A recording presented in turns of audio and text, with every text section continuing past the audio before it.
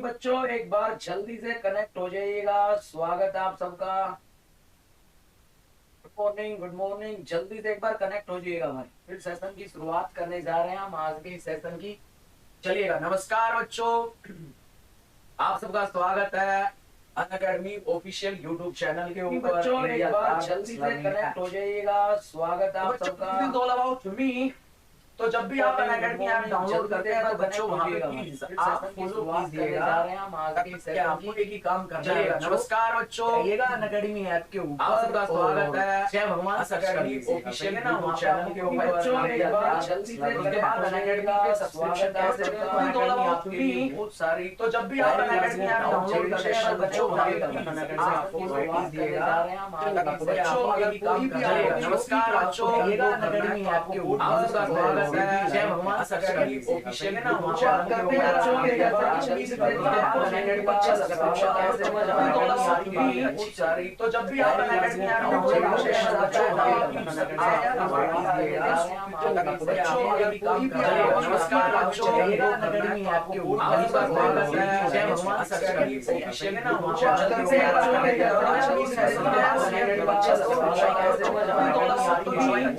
तो जब भी आप अनअकैडमी ऐप डाउनलोड करते हैं तो जब भी आप तो जब भी आप तो जब भी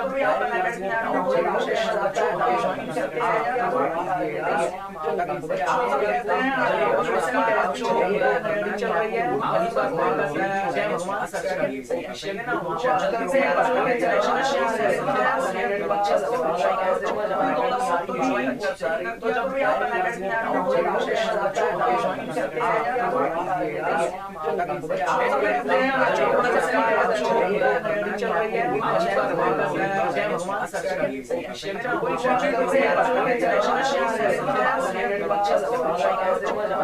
तो जब भी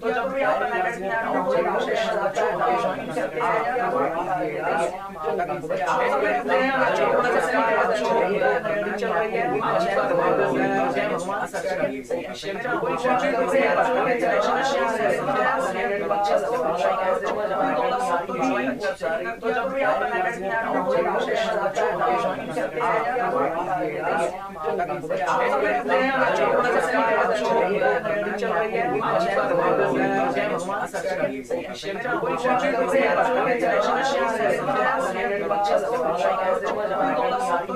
जब भी आप तो जब भी आप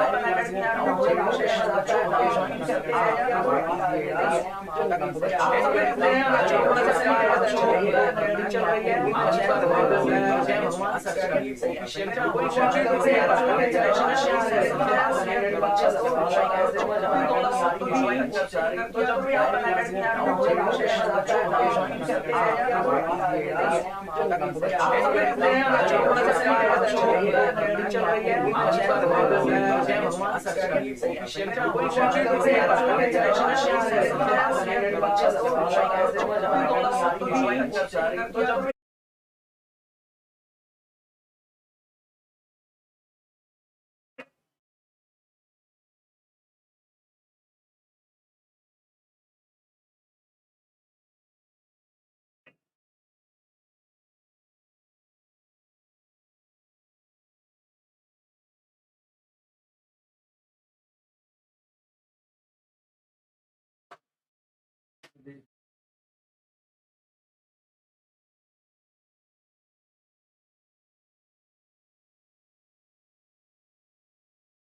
चलेगा बच्चों, एक बार कनेक्ट हो जाइएगा यार फिर से।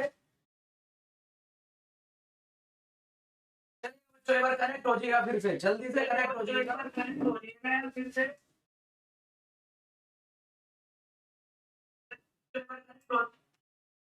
चलिएगा आप, ठीक है, आप चेक करके बताओ जल्दी से। थोड़ा सा टेक्निकल एरर आ गया था, अब वो इस बता दीजिएगा कैसी चल रही है एक बार। हाँ यार, लाइव क्लासेस में यही होता है, कई बार हो जाती है टेक्निकल एरर। अब सही है, चेक कर लो एक बार जल्दी से। एक बार चेक कर लीजिएगा भाई यार। अब अब तो एक ही आवाज आ रही है। चलिए तो शुरुआत करते हैं, शुरुआत करते हैं, आगे बढ़ते हैं। चलिए चलो भाई, तो ये मेन ग्रुप का हमारा लेक्चर नंबर 3 है। आगे बढ़ते हैं। उम्मीद करूंगा पिछले लेक्चर आपको सारे समझ आ गए होंगे। सही है, अपनी नोटबुक निकाल लीजिएगा, साथ साथ अपने नोट्स बनाते हुए चलिएगा। चलिएगा तो शुरुआत करते हैं आज की क्लास के। मैंने कहा था कि हम इसके साथ साथ केमिकल बॉन्डिंग के कॉन्सेप्ट साथ साथ रिवाइज करते हुए चलेंगे। तो चलिएगा बच्चों, आज का पहला सवाल, पहला सवाल यह है, explain explain structure and geometry, structure and geometry, structure और ज्योमेट्री को एक्सप्लेन करना है इन नाइट्राइट आयन। भाई साहब, नाइट्राइट आयन की बात हो रही है। दूसरा आपके पास है नाइट्रेट आयन, नाइट्रेट आयन। और तीसरा आपके पास है बच्चों नाइट्रोनियम आयन। जल्दी से तीनों में बताइएगा, what is the hybridisation of nitrogen atom, जल्दी से बता दीजिएगा। एक नाइट्राइट है, एक नाइट्रेट है और एक नाइट्रोनियम आयन है। जल्दी से बता दो, स्ट्रक्चर एंड बॉन्डिंग तीनों में जल्दी से बता दीजिएगा बच्चों। एक्सप्लेन स्ट्रक्चर एंड बॉन्डिंग, फिर आगे बढ़ेंगे, फिर आगे बढ़ेंगे। जल्दी से बता दीजिएगा तीनों चीजें, बता के देखो क्या क्या होते हैं तीनों में। आपसे पूछ ले इनमें बॉन्ड एंगल का ऑर्डर पूछ ले, आपसे इनमें ज्योमेट्री पूछ ले, जल्दी से बता दीजिएगा, मोस्ट इंपोर्टेंट है।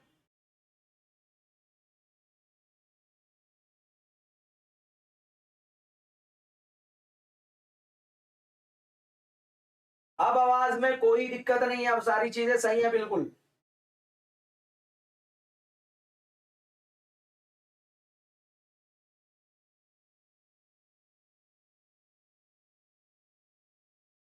बता दीजिएगा। देखो बच्चों, सबसे पहले पता होना चाहिए आपके पास नाइट्राइट आयन क्या होगा, नाइट्रेट आयन क्या होगा। नाइट्राइट होता है NO2-1, नाइट्रेट होता है NO3-1 और नाइट्रोसियम आयन होता है NO2+। जल्दी से हाइब्रिडाइजेशन बता दीजिएगा। sp2 एंड sp, ये कह रहे हैं। बहुत बढ़िया, बहुत बढ़िया, बिल्कुल सही है। देखो बच्चों, नाइट्रेट आयन की बात करेंगे, स्टेरिक नंबर के कॉन्सेप्ट से चलेंगे सर। 1/2 नाइट्रोजन के 5, ये हमारा आ गया 3, यानी कि हाइब्रिडाइजेशन हो गई है sp2। और sp2 की बात होगी यहाँ पे, तो बच्चों आपको पता होना चाहिए डबल बॉन्ड O, ये आपके पास कोऑर्डिनेट बॉन्ड, ये बन गया नाइट्रेट आयन। अगर NO2- की बात करें तो यहाँ पे हमारे पास स्टेरिक नंबर क्या बनेगा सर, बिल्कुल सही बात है, यही स्टेरिक नंबर बनेगा 5+1 3। हाइब्रिडाइजेशन हो जाएगी sp2 एंड डबल बॉन्ड। यहाँ पे आपका एक क्या आ जाएगा सर, यहाँ पे एक लोन पेयर आ जाएगा हमारे पास। क्या आ जाएगा, लोन पेयर आ जाएगा, लोन पेयर आ जाएगा, ये बन जाएगा। बोलो भाई, कर लोगे? या फिर ये आपके पास ये बन जाएगा नाइट्राइट आयन। अगर नाइट्रोसियम आयन की बात करें, नाइट्रोसियम आयन, नाइट्रोनियम आयन की बात करें, तो ये सबको पता ही है सर, स्टेरिक नंबर की बात होगी तो 1/2 नाइट्रोजन के 5, एक घटा देंगे 2 आ जाएगा। हाइब्रिडाइजेशन क्या होगी sp। ये तो कल हमने शाम को भी देखा था ज्योमेट्री। इसकी अगर शेप की बात की जाए तो ये हमारे पास कैसा होता है, लीनियर। कैसा होता है, लीनियर। समझा नहीं समझे? Iso electronic with CO2। ध्यान दीजिएगा, समझना एक बार। तो अगर आपसे पूछा जाए NO2+ पूछा जाए और CO2 के बारे में क्या विचार कहोगे sir? Both are isoelectronic, क्योंकि नंबर ऑफ इलेक्ट्रॉन दोनों में सेम है। सर बोथ आर आइसोज्योमेट्रिक, क्योंकि सर दोनों में हाइब्रिडाइजेशन सेम है। सर बोथ आर आइसोस्ट्रक्चरल, क्योंकि दोनों के दोनों लीनियर हैं। तो बच्चों कर लोगे? और लीनियरिटी के और भी एग्जांपल आप लिख सकते हो, इंपोर्टेंट एग्जांपल, जैसे XeF2 है, लीनियर होता है, I3 माइनस लीनियर होता है, और अगर बात करें BeCl2 लीनियर होता है। ये सब स्ट्रक्चर देखो, अब देखो जल्दी से देखो, बताओ बच्चों, अगर मैं आपसे एक सवाल पूछूं, ये पांचों की पांचों स्पीसीज आइसो स्ट्रक्चरल हैं, आइसो स्ट्रक्चरल तो है, लेकिन आइसो इलेक्ट्रॉनिक पांचों की पांचों नहीं है, ये दोनों ही है। अगर बात करें यहाँ पे आइसो ज्योमेट्री की, तो आइसो ज्योमेट्री का मतलब होता है सेम हाइब्रिडाइजेशन। ये दोनों आपस में क्या है, आइसो ज्योमेट्रिक भी है, आइसो ज्योमेट्रिक भी है, आइसो स्ट्रक्चरल भी है। और ये इसलिए लिख रहा हूं क्योंकि ये नेट में पूछ चुका है बार बार। चलिए बहुत बढ़िया, बहुत बढ़िया, आगे बढ़ता हूं भाई साहब। लो, very very important example, VIP लिख लेना भाई साहब, वीआईपी, और आप ही कैलकुलेट करके बता दो भाई साहब। AsCl4 माइनस, आर्सेनिक के साथ 4 क्लोरीन लगाए हुए हैं और माइनस है। Very very important example, very very important example. क्या बनेगा भाई साहब, ये इसमें हाइब्रिडाइजेशन क्या होगी, इसकी ज्योमेट्री क्या होगी, और इसका स्ट्रक्चर कैसा होगा, इसका स्ट्रक्चर कैसा होगा, इसका स्ट्रक्चर कैसा होगा, बता सकते हो आप?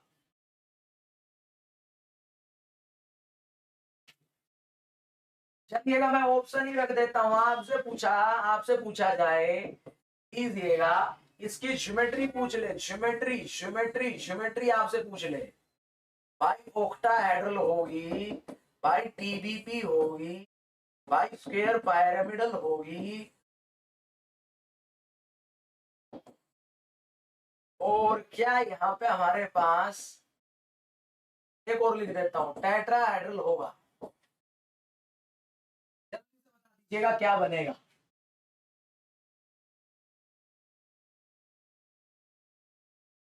हाइब्रिडाइजेशन तो आपने सही बताई है, हाइब्रिडाइजेशन तो सही बताई है,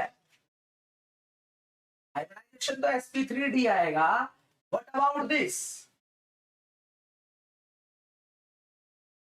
व्हाट अबाउट दिस, क्या बनेगा?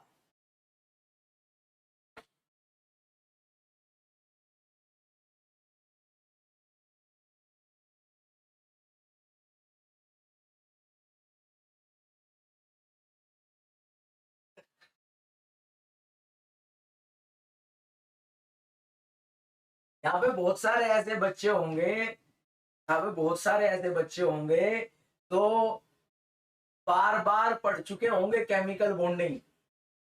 रेफरेंस बुक पढ़ने का फायदा क्या होता, हमें हमें टॉपिक कवर करने के बाद केवल हमें रेफरेंस बुक एक बार गो थ्रू करनी होती है।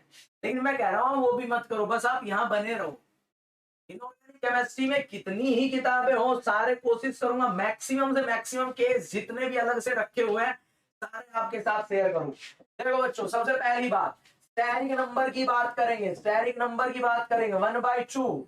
आर्सेनिक सर नाइट्रोजन फैमिली का है, वैलेंस इलेक्ट्रॉन 5, मोनोवैलेंट 4, और +1 कितना आ गया सर, स्टेरिक नंबर आ गया 5। तो सर यहाँ पे मेरे पास 5 ऑर्बिटल मिक्स होंगे, एक S 3 P 1 D। हाइब्रिडाइजेशन सबने सही निकाली, हाइब्रिडाइजेशन सबने सही निकाली, ट्रू, वेरी ट्रू, सबने पढ़ा होगा। लेकिन ये एग्जाम्पल किसी भी बच्चे ने देखा नहीं होगा भाई साहब। ये बताओ मेरे को, आज से पहले कितने बच्चों ने एग्जाम्पल देखा, ये बताओ, जल्दी से बताओ भाई साहब, जल्दी से बताओ, कितने बच्चों ने ये एग्जाम्पल देखा? नहीं देखा, नहीं देखा हो, 100% कह रहा हो, तभी तो गलत आंसर कह रहे हो। अब सुनो भाई साहब, देखो देखो देखो, कमाल की बात, कमाल की बात, ध्यान से सुनना बच्चों। कमाल की बात यह है कि भाई साहब ये स्क्वायर पिरामिडल ज्योमेट्री में होता है, स्क्वायर पिरामिडल ज्योमेट्री में। आज तक आपने स्क्वायर पिरामिडल ज्योमेट्री में 4 बॉन्ड पेयर 1 लोन पेयर का केस नहीं देखा होगा आपने, ध्यान देना भाई साहब, देख लीजिएगा, स्क्वायर पिरामिडल होगा, स्क्वायर पिरामिडल होगा। और सर जी चार चार चार बॉन्ड पेयर है, एक लोन पेयर है।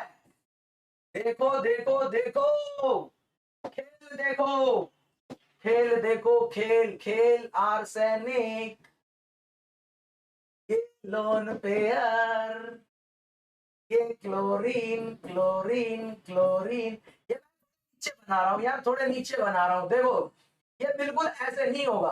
अगर आपसे कह दे क्या ये स्क्वायर प्लेनर होगा, देखो इस पे बढ़िया सवाल कैसे बनाएगा। देखो वो ऑप्शन देगा, आपसे पूछेगा शेप, शेप शेप पूछेगा। शेप में कह दे टेट्राहेड्रल, शेप में कह दे स्क्वायर पायरामिडल, शेप में कह दे स्क्वायर प्लेनर, स्क्वायर प्लेनर, और एक ऑप्शन और दे दे शेप में आपको टीवीपी। शेप पूछ ले, शेप क्या होगी। तो भाई साहब मैं बताता हूं, ध्यान दीजिएगा, देखो समझना एक बार। सुनना, ध्यान से सुनना भाई साहब।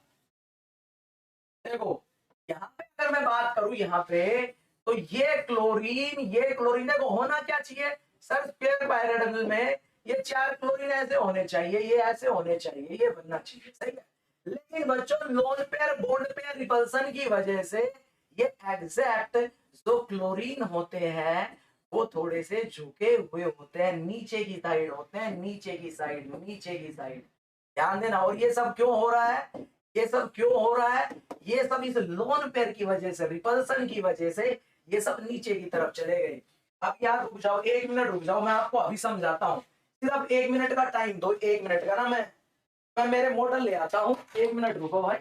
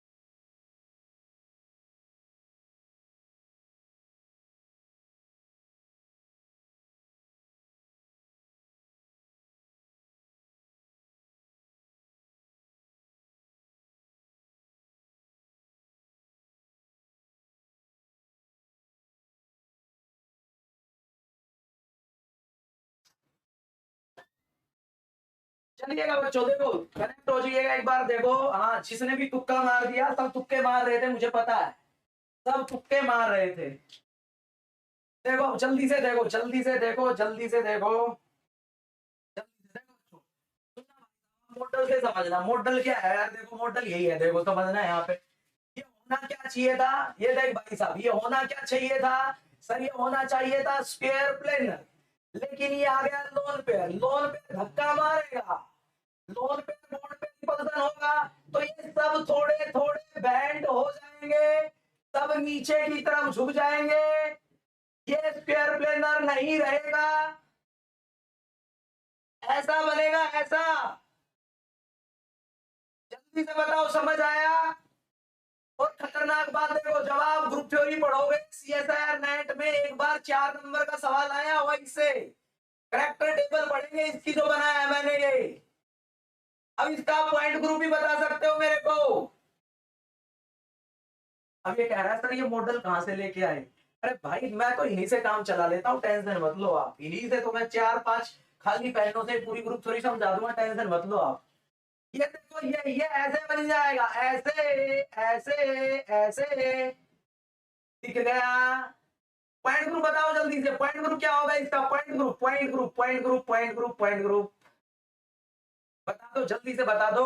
अगर किसी ने ग्रुप थ्योरी पढ़ ली, क्योंकि ऐसा सवाल आ चुका है। अरे बच्चा C4 एक्सिस तो जाएगी, C4 तो जाएगी, C4 तो जाएगी, चार प्लेन, 1 2 3 4, चारों के चारों प्लेन C4 के पैरेलल, पॉइंट ग्रुप बन गया C4B। भाई साहब इंपोर्टेंट सवाल है, कर लेना यार, कर लेना, कर लेना, कर लेना, क्योंकि ये एग्जाम में आ सकता है। चलता हूं अब मैं आगे, आगे बढ़ते हैं। लो भाई साहब सुनो, देखो जल्दी से यार, आज मुझे बॉन्डिंग भी शुरू करना है, लेकिन अभी ऑक्साइड ही बचा हुआ है, एक बार ऑक्साइड्स देख लेते हैं यार। आपके पास ऑक्साइड्स इंपॉर्टेंट है, सही है। फिर फास्फोरस के ऑक्साइड के जिद पढ़ लेते हैं। D4H नहीं होगा दीपक, D4H नहीं होगा यार, D4H स्क्वायर प्लेनर का होता है। देखो ऑक्साइड्स की अगर मैं बात करूं यहाँ पे, आ जाओ भाई साहब, सबसे पहले नाइट्रोजन की पढ़ लेते हैं, नाइट्रोजन की।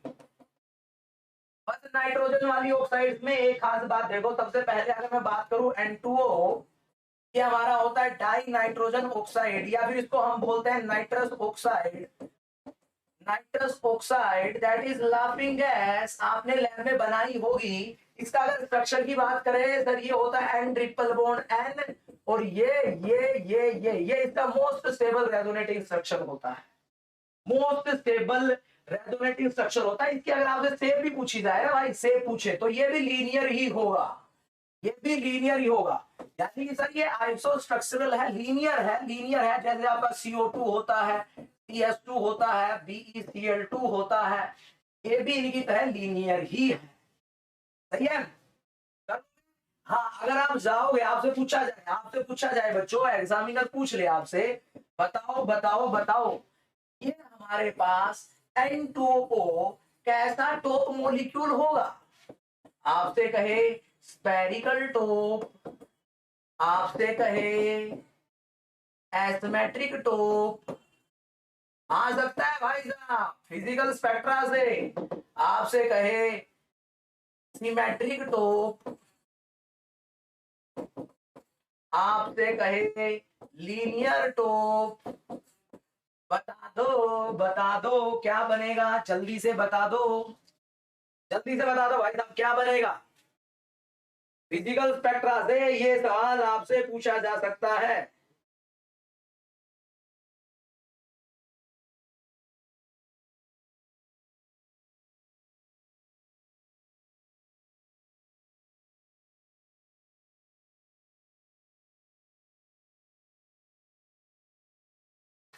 समझ गए, कर लेना यार, कर लेना। पता है बच्चे गलती क्या कर जाएंगे, गलती कहाँ करेंगे, मैं बता रहा हूँ। चलो ये तो आपने पढ़ लिया, बच्चे एकदम देखेंगे, अच्छा अच्छा ये तो एसिमेट्रिक बनेगा, बेंड टाइप बन जाएगा। नहीं भाई साहब, लीनियर ही होता है, और जो भी मॉलिक्यूल लीनियर होता है वो लीनियर टॉप ही कहलाता है।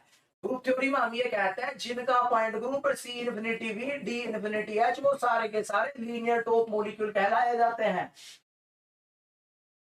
कर लोगे, चलिएगा, बहुत बढ़िया।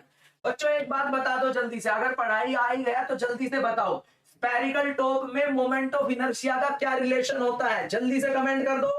स्पेरिकल टॉप में मोमेंट ऑफ इनर्शिया का क्या रिलेशन होता है।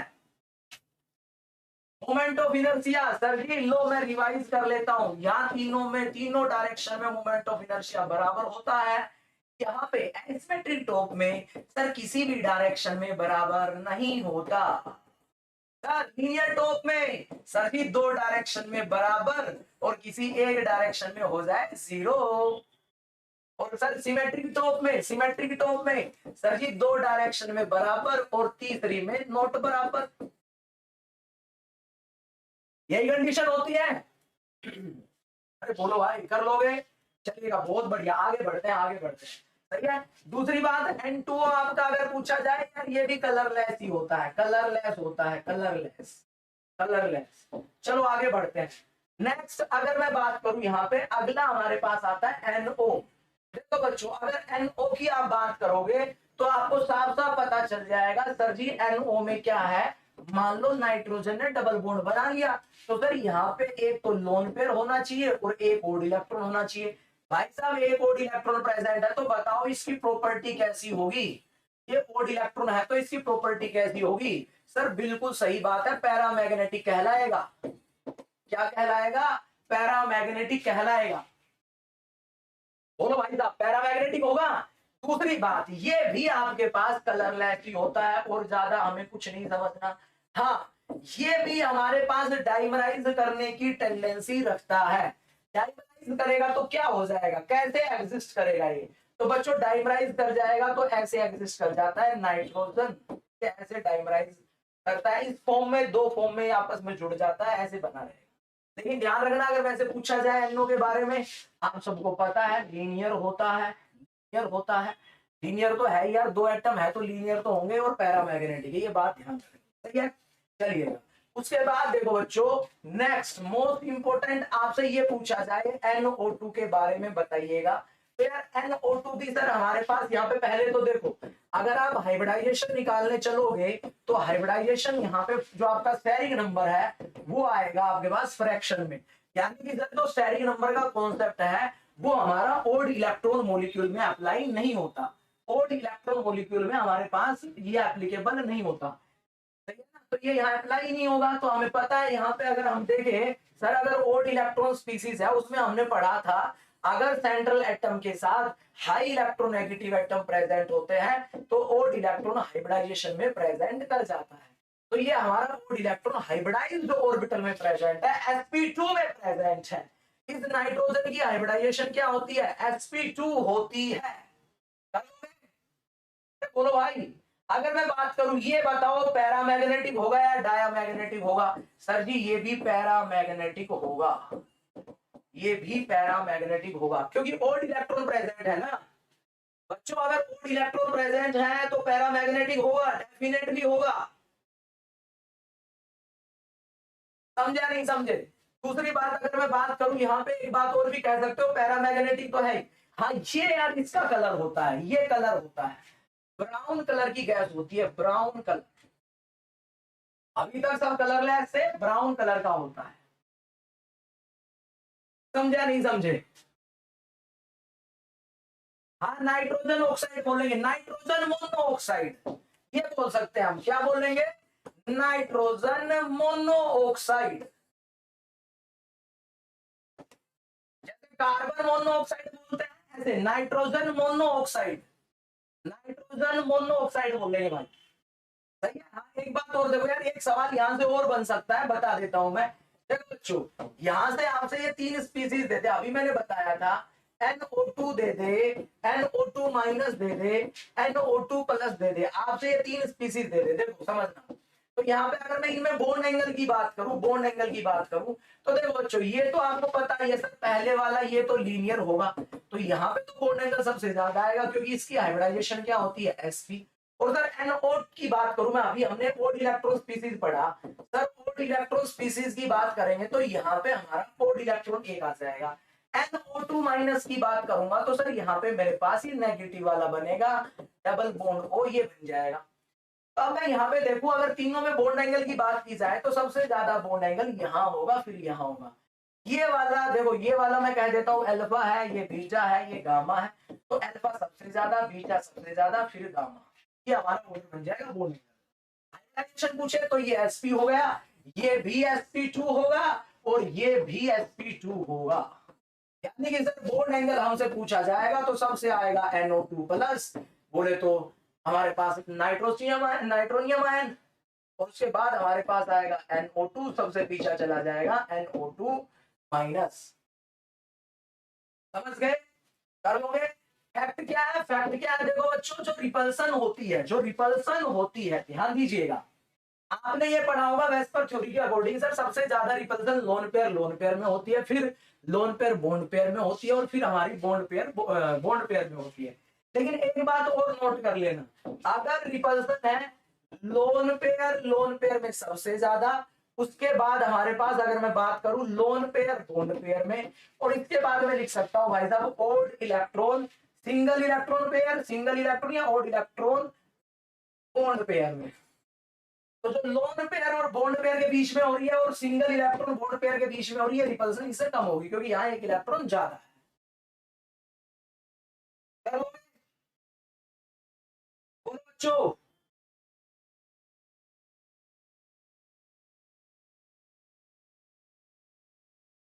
चलिएगा, बहुत बढ़िया बहुत बढ़िया। चलिएगा, मैं यहाँ पे आपसे थोड़ा ध्यान दीजिएगा, एक और सवाल लिखता हूँ, देखो। अब देखो आपको पता है सर, यहाँ पे हमारे पास जो NO2 है, इसके पास ओड इलेक्ट्रॉन है, दो NO2 आ जाए सर, ये हमारे पास एक और ओड इलेक्ट्रॉन है। बच्चों NO2 आपका डाइमराइज कर जाएगा इजिली। डाइमराइज क्यों करेगा, क्यों करेगा, क्यों करेगा? सर जी ये sp2 में है, सर जी ये sp2 में है, यानी कि ओड इलेक्ट्रॉन आपका हाइब्रिडाइज्ड ऑर्बिटल में प्रेजेंट है। आपने ये पढ़ा ही होगा, हाइब्रिडाइज्ड ऑर्बिटल आर, पढ़ा या नहीं पढ़ा? Hybridised orbital are more directional, hybridised orbital are more directional, hybridised orbital ज्यादा डायरेक्शनल कैरेक्टर शो करते हैं, इसलिए आपस में बढ़िया बॉन्ड बनाएंगे। डायरेक्शनलिटी कैरेक्टर बढ़ता है तो आपको पता होगा सर बॉन्ड स्ट्रेंथ बढ़ती है, बढ़ती है, बिल्कुल बढ़ती है। समझा नहीं समझे? तो आपसे बच्चों N2O4 की बात की जाए, N2O4 तो बच्चों ये हमारा हो जाता है डायामैग्नेटिक। क्यों हो गया डायमैग्नेटिक? सर जी कोई अनपेड इलेक्ट्रॉन प्रेजेंट ही नहीं है, कोई भी अनपेड इलेक्ट्रॉन प्रेजेंट ही नहीं है, तो हमारे पास क्या बन जाएगा? डायमैग्नेटिक बन जाएगा। कर लोगे? बोलो बच्चों, कर लोगे? कर लोगे, चलिएगा, बहुत बढ़िया, याद रखना। और ये भी हमारे पास, ये भी क्या होगा? Colourless, colourless. कर लोगे? ध्यान रखना, डाइमर बनाएगा कलरलेस होगा, NO2 की डाइमराइज होने की टेंडेंसी सबसे ज्यादा होगी।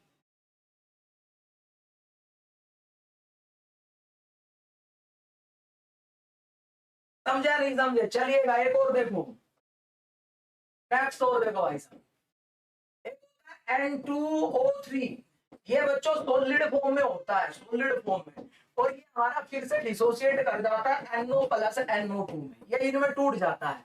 अगर इसके स्ट्रक्चर की बात की जाए, मान लो इससे इसका पॉइंट ग्रुप पूछ ले, तो बच्चों दो नाइट्रोजन तो हमारे पास ऐसे जुड़े होंगे, सही है, और इसके साथ एक डबल बॉन्ड, और ये आपका लोन पे, ये स्ट्रक्चर होता है, ये हमारा स्ट्रक्चर होता है, सही है।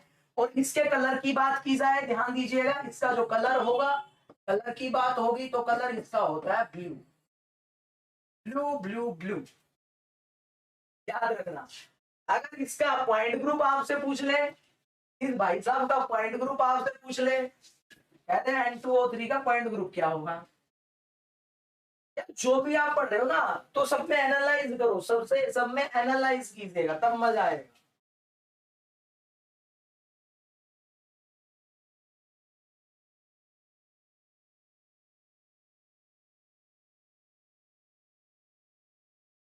कर लोगे? बहुत बढ़िया, बहुत बढ़िया। देखो एक और बार भाई साहब, एक और बार, वेरी वेरी इंपॉर्टेंट,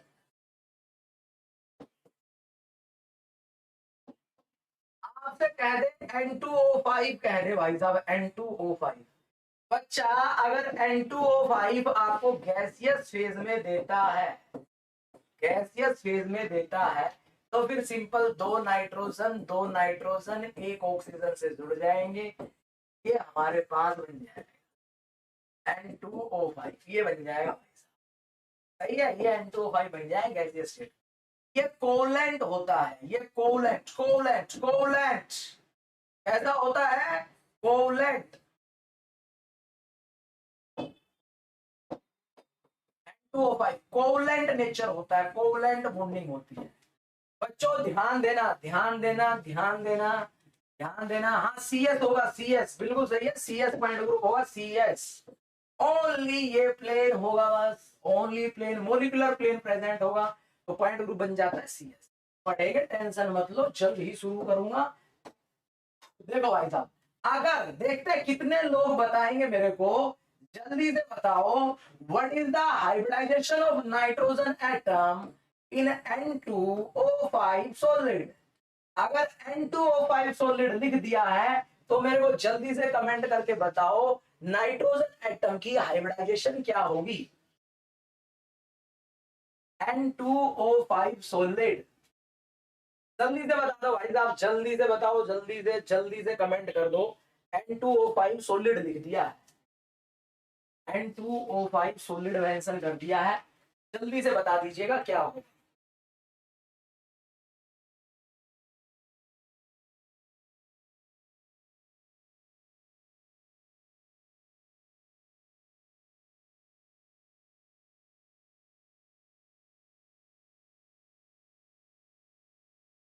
हाँ ध्यान रख रहे हैं, ये आया हुआ सवाल है सॉलिड में ना। मैं आपको जब सॉल्वेंट थ्योरी पढ़ाऊंगा तब और भी आपको मजा आएगा, सारे सॉलिड का डिसोसिएशन समझाऊंगा।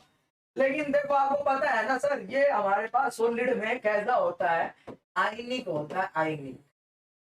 आयनिक तो हमारे पास क्या बन जाएगा सर, ये टूट जाएगा कैसे, NO3 माइनस और sir NO2 plus, NO3 minus NO2 plus. अब थोड़ी देर पहले ही हमने समझाया था सर, अगर NO3 माइनस बनेगा तो सर हाइब्रिडाइजेशन क्या हो जाएगी, sp2। ये तो हमारा हो गया ट्राइगोनल प्लेनर। और सर NO2 प्लस बनेगा तो सर इसमें होगी sp, ये हमारा हो गया लीनियर। ज्योमेट्री और शेप दो, इसकी NO2 प्लस की लीनियर होती है, इसकी ज्योमेट्री और शेप दोनों क्या होंगी, ट्राइगोनल प्लेनर। sp3 नहीं होगी भाई, sp3 नहीं होगी, sp2 और sp, sp2 और sp कर लोगे, बोलो भाई समझ गए। चलिए आगे बढ़ता हूं, आगे बढ़ता हूं, आगे प्लीज देखिएगा एक बात और देखो यहाँ पे, अगर मैं ऑक्साइड ऑफ फोस्फोरस की बात करता हूँ, ऑक्साइड ऑफ फोस्फोरस की बात करता हूँ, तो बच्चों आप सबने पढ़ा होगा, ध्यान दीजिएगा, यहां से जो CSIR सवाल पूछता है, ज्यादातर CSIR सवाल आपसे पूछेगा 31 PNMR से। 31 PNMR के लिए आपको ये केसेस आपको अच्छे से आने चाहिए। अब ऑक्साइड्स ऑफ फास्फोरस की बात करें हम, ध्यान दीजिएगा बच्चों, 31 PNMR का कॉन्सेप्ट यहाँ सबसे ज्यादा इंपॉर्टेंट है, थोड़ा समझना यहाँ पे। देखो बच्चों, अगर 31 PNMR की मैं बात करूं यहाँ पे, तो एक काम आपको ये पता होना चाहिए, जब P4 सबको पता होता है सर, P4 हमारा इसका पॉइंट ग्रुप होता है टेट्राहेड्रल। ये हमारे पास P4 ऐसे एग्जिस्ट करता है, ऐसे एग्जिस्ट करता है P4, सही है। अब ऐसे ही जो ऑक्साइड्स पढ़े जाते हैं यहाँ पे, ध्यान दीजिएगा, समझिए यहाँ पे हमारे पास जितने भी ऑक्साइड की बात करूं मैं यहाँ पे, आपने पढ़े होंगे P4O6 हम पढ़ेंगे, सही है, P4O7 हम पढ़ेंगे, P4O8 हम पढ़ेंगे, P4O9 हम पढ़ेंगे, और P4O10 की हम बात करें, सही है। तो देखो जल्दी से जल्दी पहला बनाते हैं हम, ध्यान दीजिएगा, अगर NMR पैटर्न की बात करें, NMR पैटर्न, NMR पैटर्न देखो ये सबसे ज्यादा इंपॉर्टेंट है, क्योंकि जिस चीज से CSIR छाप फोकस करता है उसी बात को मैं आपकी रिवाइज करवाने की कोशिश कर रहा हूं। अगर P4 की बात करोगे तो बच्चों जल्दी से 31 PNMR में इसका NMR पैटर्न क्या है, जल्दी से बता दो, जल्दी से कमेंट आना चाहिए यार, NMR पैटर्न क्या आएगा, जल्दी से कमेंट आना चाहिए बच्चों, कमेंट आना चाहिए, NMR पैटर्न क्या बनेगा P4 का, फर्स्ट ऑर्डर NMR पैटर्न बता दो जल्दी से, first order NMR pattern, structure नहीं पूछ रहा हूं मैं भाई, फर्स्ट ऑर्डर NMR पैटर्न क्या बनेगा P4 का। अरे यार ये तो बता दो, इतना आसान है यार, सारा तो पढ़ाया हुआ है बच्चों।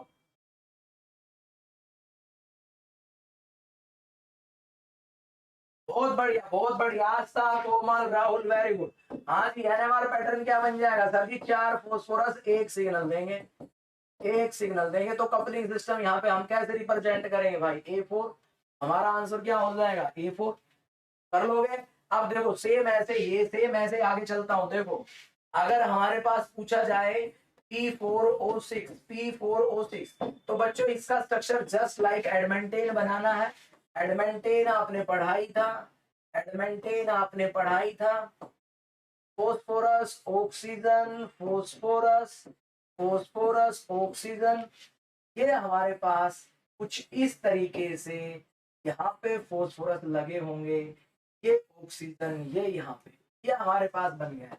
तो देखो इसका अगर आप स्ट्रक्चर देखोगे, इसका NMR पैटर्न भी क्या बनेगा, इसका NMR पैटर्न भी क्या बनेगा, बता दो, कमेंट कर दो। 31 PNMR पैटर्न क्या बनेगा सर, चारों के चारों फोस्फोरस का सेम एनवायरमेंट, एक सिग्नल देंगे, तो NMR पैटर्न क्या बन जाएगा, A4, A4 टाइप बन जाएगा, A4 टाइप, A4 कर लोगे।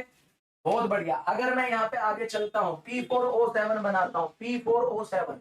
बच्चों कुछ नहीं करना है यार। अब क्या करोगे, P4O7 सेम केस बनाना है, सेम केस बनेगा, सेम केस बनेगा। बस करना क्या है आपको, कुछ नहीं करना।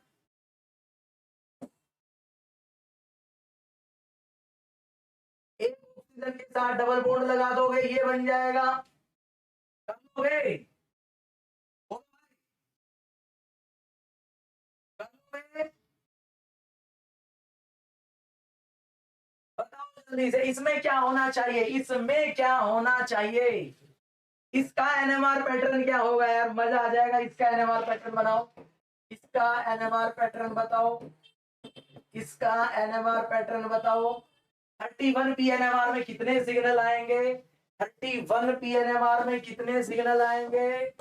31 पीएनएमआर में सिग्नल कितने आएंगे? सिग्नल क्या वो पता है ना? 31 पीएनएमआर कंसंट्रेटेड न्यूक्लियाई होता है और नॉन क्वाड्रपोलर न्यूक्लियाई होता है, क्योंकि आई हमारा 1/2 है। Very good, very good, very good, बहुत बढ़िया। सर जी हमें पता है ये फोस्फोरस का एक अलग एनवायरमेंट हो गया और बाकी तीन येलो वालों का एनवायरमेंट क्या है, सेम है। तो हमारे पास सिग्नल कितने आ जाएंगे? सर जी 2 सिग्नल आएंगे, 3 फोस्फोरस के लिए 1 सिग्नल, और सर जो आपने ना ये ब्लू में किया है एक फोस्फोरस, इसके लिए 1 सिग्नल। एक दूसरे को स्प्लिट करेंगे, क्या मिलेगा? ये 3 मिलके इसको कितने में तोड़ेंगे? सर 3 मिलके 4 में तोड़ेंगे, 3 मिलके 4 में तोड़ेंगे। एक इनको कितने में तोड़ेगा? एक भाई साहब अकेला क्या करेगा, डबलेट में। यानी कि सर 3 फोस्फोरस के लिए डबलेट, 1 फोस्फोरस के लिए क्वाड्रेट। तो एनएमआर पैटर्न क्या बन जाएगा? AX3, ए के लिए क्वाड्रेट और 3 के लिए आपका डबलेट। कर लोगे? चलिएगा, केसेस भी पूछा जा सकता है, एनएमआर पैटर्न भी पूछा जा सकता है। अगर मैं कहूं P4O8 है, P4O8 है, तो P4O8 के लिए क्या करोगे? सर P4O8 के लिए मैं क्या करूंगा? सर मैं केस बनाऊंगा, मैं केस बनाऊंगा। लो जी बन गया, बन गया। P4O8 है, O8 है, तो उसके लिए मुझे क्या करना पड़ेगा? क्या करना पड़ेगा, लीजिएगा। पहले तो ये सबसे पहले एडवेंटेन टाइप रिंग बनाइएगा, उसके बाद क्या करोगे? सर जी यहाँ पे 2 डबल बॉन्ड लगेंगे, 2 फोस्फोरस के साथ डबल बॉन्ड लगा दीजिए। अब बता दो एनएमआर पैटर्न ही बताओ, बस मुझे केवल एनएमआर पैटर्न ही बताओ। सवाल आ चुका है ऐसा? क्या बन जाएगा बच्चों, जल्दी से कमेंट करके बता दो।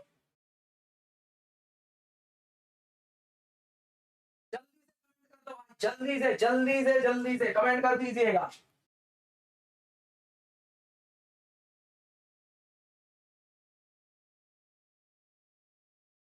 कर, अब देखो यहाँ पे आ रहे 2 फोस्फोरस सेम हो गए सर, ये 2 फोस्फोरस का एनवायरमेंट सेम हो गया, और बाकी इन व्हाइट जो ये 2 फोस्फोरस है, इनका एनवायरमेंट अलग है।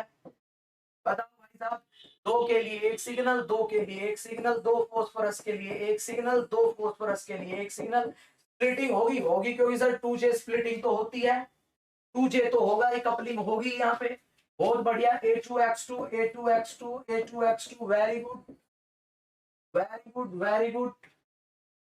चलिए आप ऐसे ही P4O9 बना लोगे, बना लोगे P4O9, P4O9 कर लोगे। इस फॉस्फोरस के साथ एक और डबल बॉन्ड लगा लोगे, P4O10 में क्या हो जाएगा? सबके सबके साथ डबल बॉन्ड लग जाएगा। हो भाई, यार जल्दी से बता दो, इतना काम तो कर लोगे।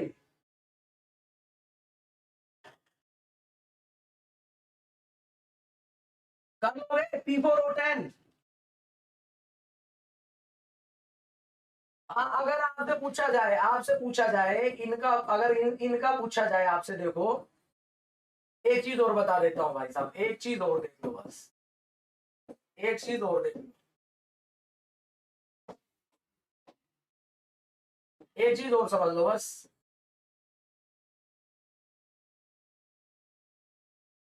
P4O10 हमारे पास ये बनेगा, P4O10 ये बनेगा, P4O10 ये बनेगा, P4O10 ये बनेगा। बना दिया? इसका एनएमआर पैटर्न क्या हो जाएगा, एनएमआर पैटर्न ये सेम है, चारों के चारों फोस्फोरस का एनवायरमेंट सेम है, एक सिग्नल आएगा। कर लो भाई, कोई समस्या नहीं होनी चाहिए यार, इसमें कोई समस्या नहीं होनी चाहिए। एनएमआर पैटर्न ये बिल्कुल आसान है, यहाँ कोई दिक्कत आपको नहीं होनी चाहिए। बस इनके केसेस भी याद रखना है, इनके केसेस भी याद रखना है यार, केसेस जरूरी है, केसेस जरूरी है।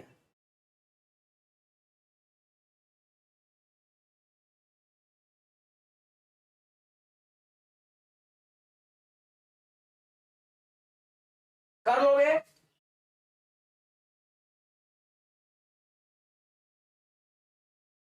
चलिएगा, कर लेना है भाई साहब, कर लेना। चलो ये तो हो गया काम। अब इनका आगे जब हाइड्रोलाइसिस पढ़ेंगे तो भी आगे ये बहुत ज्यादा काम आएंगे। तब इनका हम हाइड्रोलाइसिस पढ़ेंगे तब बच्चों ये सबसे ज्यादा काम आएंगे,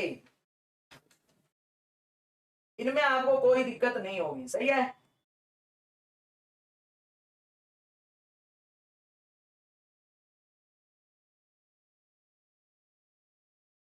चलिएगा, एक और देखो भाई साहब, नेक्स्ट देखो। अब यह जो फोस्फोरस सल्फर केसेस है वो कई तरीके से पढ़े जाते हैं, उनके लिए मैं आपको पीडीएफ लेके आऊंगा, पीपीटी बनवा के लेके आऊंगा, तब अच्छे से समझ आएंगे। पीपीटी से समझेंगे वो हम किससे समझेंगे, पीपीटी से, तब आपको और अच्छे से समझ आएगा। सही है?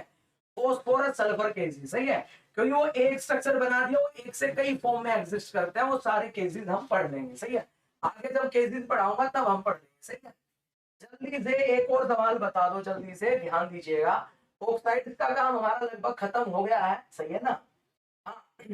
पेपर में आपसे एक और टाइप का सवाल पूछा जा सकता है, ध्यान दीजिएगा। आपसे ये कह दे, तो सल्फर के साथ ऑक्साइड की बात कर लेते हैं हम। सबका write down structure and bonding, structure और बॉन्डिंग आपसे पूछा जा सकता है सल्फर ऑक्सो एनायन का, इसका पूछा जा सकता है सल्फर ऑक्सो एनायन। वैसे सल्फर ऑक्साइड की बात करूं तो देखो SO2 ये सब आपको पता ही है, SO3 ये सब आपको पता ही है, इनकी स्ट्रक्चर ज्योमेट्री आप बता सकते हो। सही है? और अगर मैं यहाँ पे बात करूं, मेनली मान लो हमसे पूछता है ऐसे स्ट्रक्चर SO4 2 माइनस, और हमसे पूछ लेगा यहाँ पे H2O3 2 माइनस, ऐसे ऐसे आपको बना के दे देगा। सही है? चलिएगा, बना के देखो इनके स्ट्रक्चर अपनी नोटबुक में, जल्दी से हाइब्रिडाइजेशन कमेंट करो, जल्दी से कैलकुलेट करते हुए चलो यार। बॉन्डिंग तो हम पूरी रिवाइज करेंगे ही ना, मेन ग्रुप में जो भी स्पीसीज आएगी वो सारी रिवाइज करेंगे ही। H2O4 माइनस 2, जल्दी से सब में हाइब्रिडाइजेशन निकालते हुए सल्फर की चलो जल्दी से। H2O5 2 माइनस, स्ट्रक्चर बनाते हुए चलो, कैसा स्ट्रक्चर बनेगा, कैसे ये एग्जिस्ट करेंगे। H2O6 माइनस 2,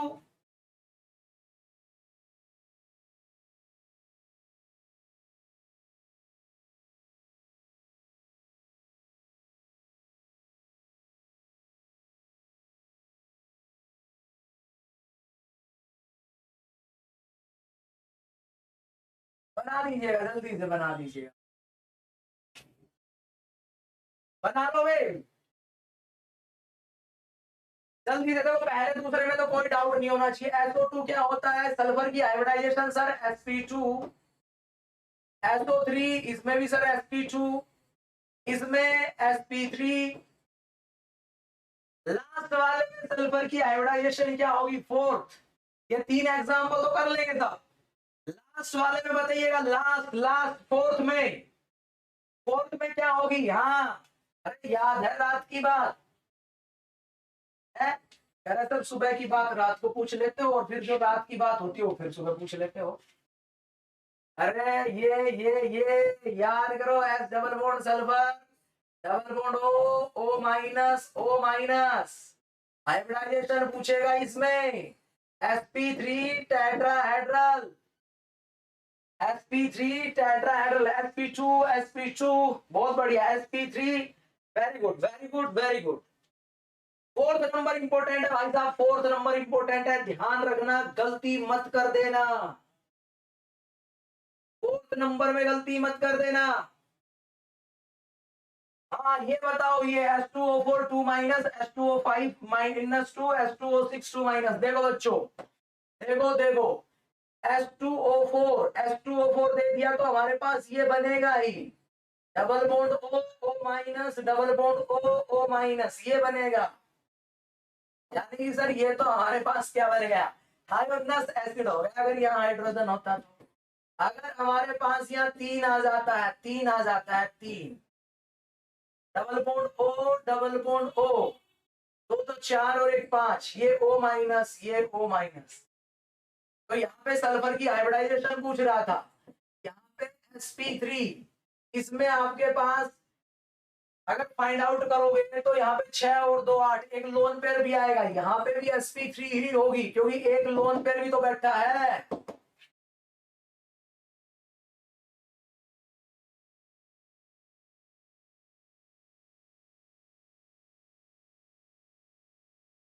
समझा नहीं समझे भाई?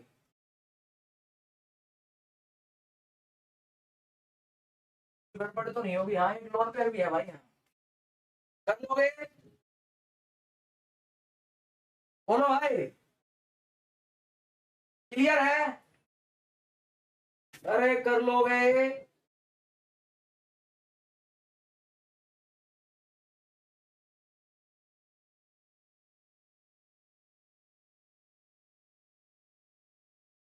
एक और देखो, एक और देखो, एक और देखो, H2O5 माइनस 2 था, ये देखो, ये इसमें क्या होगा, sulphur sulphur, double bond O double bond O O minus, ये बनेगा यहाँ पे। और दूसरे वाले में अगर मैं चलूंगा, दूसरे वाले में हमारे पास यही रह जाएगा।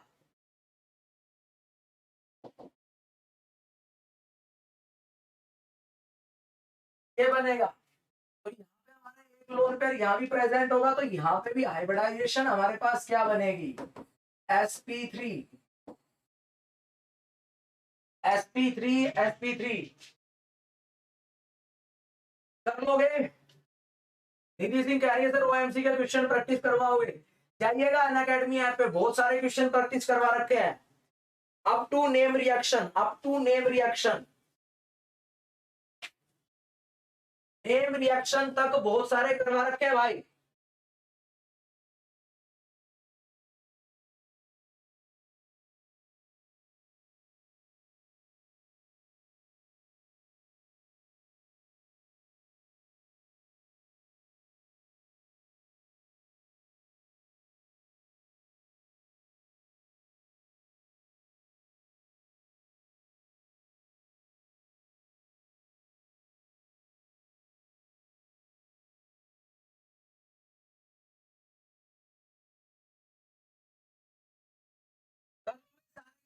भाई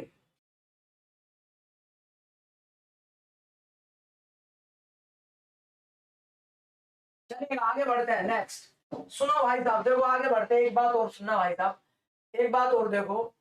अगर मैं बात करूं, अभी तक आपने देखा, अभी तक आपने देखा ऑक्सीजन के साथ नाइट्रोजन देखा, ऑक्सीजन के साथ फॉस्फोरस देखा, मान लो यहाँ पे ऑक्सीजन के साथ क्लोरीन आ जाता है, तो इन सबको क्या बोलते हैं, इन कौन सा क्या बोल रहे थे भाई, nitrogen oxide, phosphorus oxide, chlorine oxide.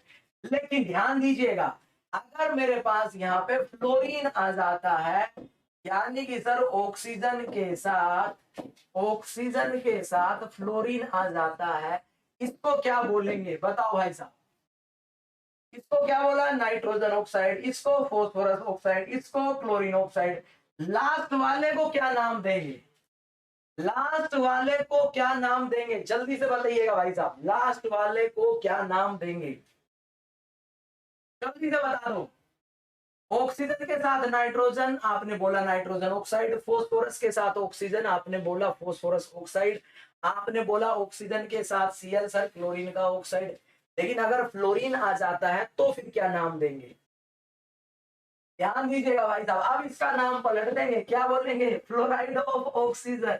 जैसे ऑक्साइड ऑफ नाइट्रोजन बोल रहे थे ना, तो जो IDE वर्ड लगता है, ये हाई इलेक्ट्रोनेगेटिव एटम है, high electronegative atom as compare to oxygen, as compare to oxygen.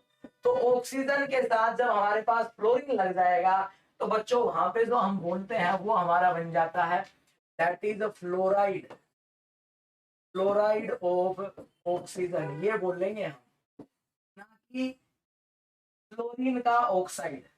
समझा नहीं समझे? हाँ, ऑक्सी फ्लोराइड, ऑक्सी फ्लोराइड, समझ गए? ध्यान रखना भाई साहब, हाँ फ्लोराइड भी बोल सकते हैं। तो ये थोड़ा सा कॉन्सेप्ट था, सही है। यहाँ से अगर मैं बात करूं, एक ही सवाल CSIR नेट ने पूछा है और वो आपको पता भी होगा भाई साहब, बॉन्ड एंगल का सवाल पूछा गया था CSIR नेट के द्वारा, वाटर आपको दिया था और यहाँ पे F2 आपको दिया था और तीसरा आपके पास दे रखा था Cl2, फर्स्ट सेकंड थर्ड। बता दीजिएगा भाई साहब बॉन्ड एंगल का ऑर्डर क्या होगा, ये सवाल यहाँ से आया हुआ है। बॉन्ड एंगल का ही आपको कॉन्सेप्ट याद रखना है। बाकी जो ऑक्साइड्स है क्लोरीन के, ClO3, ClO2, ये सब हम आगे डिस्कस करेंगे। बता दो यार, ये तो नेट का ही सवाल है, जल्दी से बताओ बॉन्ड एंगल का ऑर्डर क्या आएगा, बॉन्ड एंगल का ऑर्डर क्या आएगा, जल्दी से कमेंट कर दो, बॉन्ड एंगल का ऑर्डर क्या बनेगा यहाँ पे।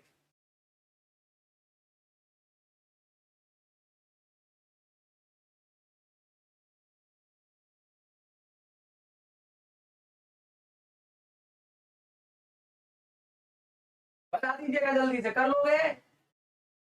बोलो यार। हाँ सबको पता है सर, सबसे आगे आएगा थर्ड, देन आएगा हमारा फर्स्ट, देन आएगा सेकंड। 3 1 2, कोई एक्सप्लेन करने की जरूरत भी नहीं होगी। 3 1 2, 3 1 2, 3 1 2, 3 1 2, 3 1 2 will be the right answer बच्चों। बहुत बढ़िया।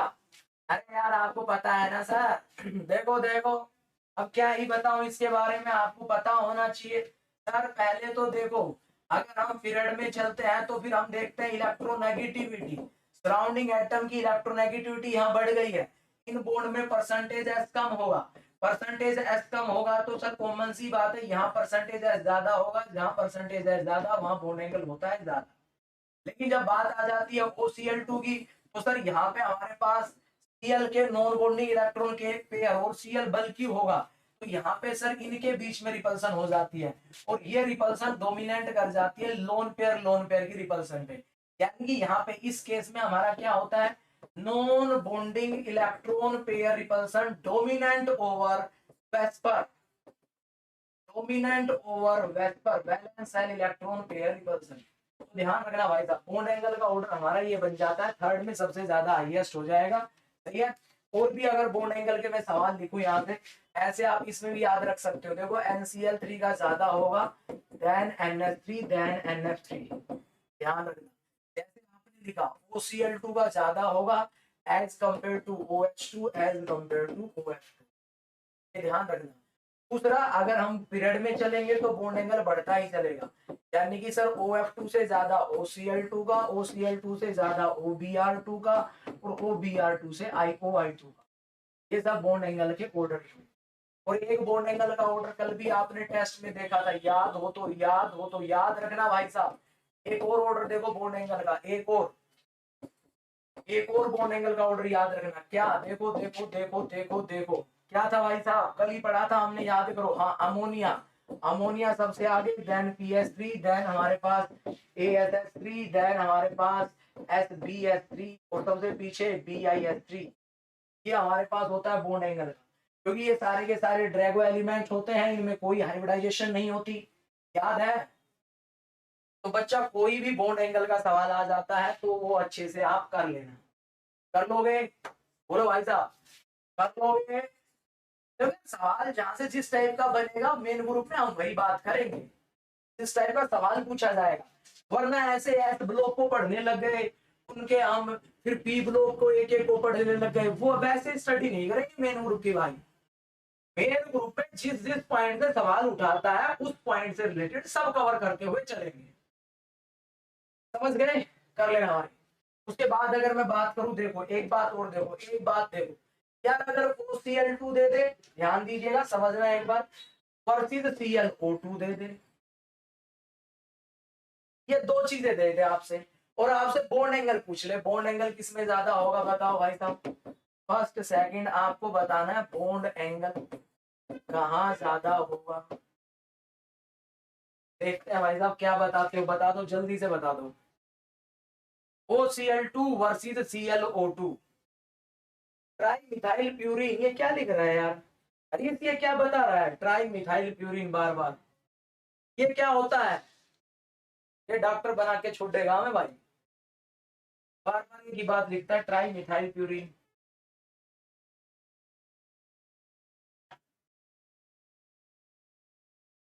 बॉन्ड एंगल कहाँ ज्यादा होगा?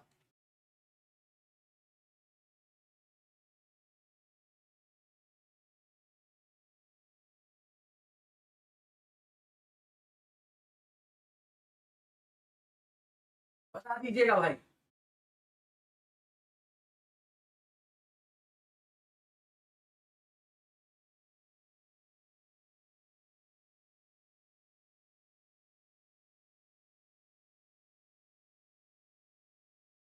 देखो बच्चों, देखो फंस गए ना, ध्यान देना, समझना एक बार, समझना एक बार, देखो अब समझना। देखो ना, सबसे पहली बात ना समझो एक बार, देखो आते हैं इसके ऊपर। यार बच्चों OCl2 की बात कर रहा है, OCl2 ये तो आपने पढ़ा सर। OCl2 में अगर हमसे पूछेगा सर इस ऑक्सीजन एटम की जो हाइब्रिडाइजेशन है वो हमारे पास क्या है? sp3 हाइब्रिडाइजेशन है। क्या हाइब्रिडाइजेशन है? sp3 हाइब्रिडाइजेशन है। और अगर मैं बात करूं यहाँ पे ClO2 की बात करूं, ClO2 की, तो सर स्टेरिक नंबर में निकालूंगा 1/2 इंटू 5। ओहो नहीं सर, नहीं बनेगी बात। ये तो कैसी स्पीसीज हो गई? ओड इलेक्ट्रॉन स्पीसीज हो गई। ओड इलेक्ट्रॉन स्पीसीज का एग्जांपल है। तो ओड इलेक्ट्रॉन स्पीसीज में हमें पता है सर हमें क्या करना होगा। ओड इलेक्ट्रॉन स्पीसीज में सर यहाँ पे हमें सबसे पहले ये हमें बना के दिया, हमें चेक करना है। बताओ बच्चों, क्या ये ओड इलेक्ट्रॉन हाइब्रिडाइजेशन में पार्टिसिपेट करेगा या नहीं करेगा? पहले ये बताओ मेरे को, जल्दी से बताओ। ध्यान दीजिएगा। ये इसकी हाइब्रिडाइजेशन क्या होगी? sp2। ये वाला लोन पेयर तो sp2 में बैठा है, लेकिन जो ओड इलेक्ट्रॉन है ये हमारा अनहाइब्रिडाइज्ड ऑर्बिटल में है। अनहाइब्रिडाइज्ड ऑर्बिटल में है। अनहाइब्रिडाइज्ड p ऑर्बिटल के अंदर प्रेजेंट है ये। यहाँ पे ClO2 में ओड इलेक्ट्रॉन हाइब्रिडाइजेशन में पार्टिसिपेट नहीं करता। याद रखना, हाइब्रिडाइजेशन में पार्टिसिपेट करवाने के लिए याद करो हमने क्या पढ़ा था sir. Surrounding atom high electronegative atom होना चाहिए, बिल्कुल है। लेकिन हमारे पास सेंट्रल एटम के ऊपर कोई लोन पेयर प्रेजेंट नहीं होना चाहिए, लेकिन यहाँ प्रेजेंट है, इसलिए ओड इलेक्ट्रॉन यहाँ हाइब्रिडाइजेशन में पार्टिसिपेट नहीं करेगा। यार बच्चों आप देखो कुछ नहीं करना था सर, बॉन्ड एंगल होता है directly proportional to percentage S character. अब यहाँ sp3 है, यहाँ sp2 है, तो बॉन्ड एंगल हमारा कहाँ ज्यादा आएगा? सेकंड में ज्यादा आएगा। आप फर्स्ट फर्स्ट कर रहे थे यार, थोड़ा निकाल तो लेते भाई, कैलकुलेट तो कर लेते। यहाँ 7/2 आएगा, 7/2। तुम्हें भाई 7/2 आएगा। हाँ भाई, 7 वैलेंस इलेक्ट्रॉन होते हैं। ये तो इलेक्ट्रॉन स्पीसीज है, समझ गए? क्लियर है? जल्दी से बताओ, जल्दी से, गलती मत करना। समझ गए?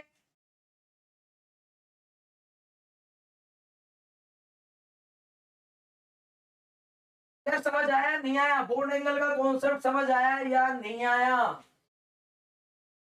जल्दी से बताओ, जल्दी से बताओ, बॉन्ड एंगल का कॉन्सेप्ट समझ गए हो? तो फिर आगे बढ़ते हैं, तो फिर आगे बढ़ते हैं।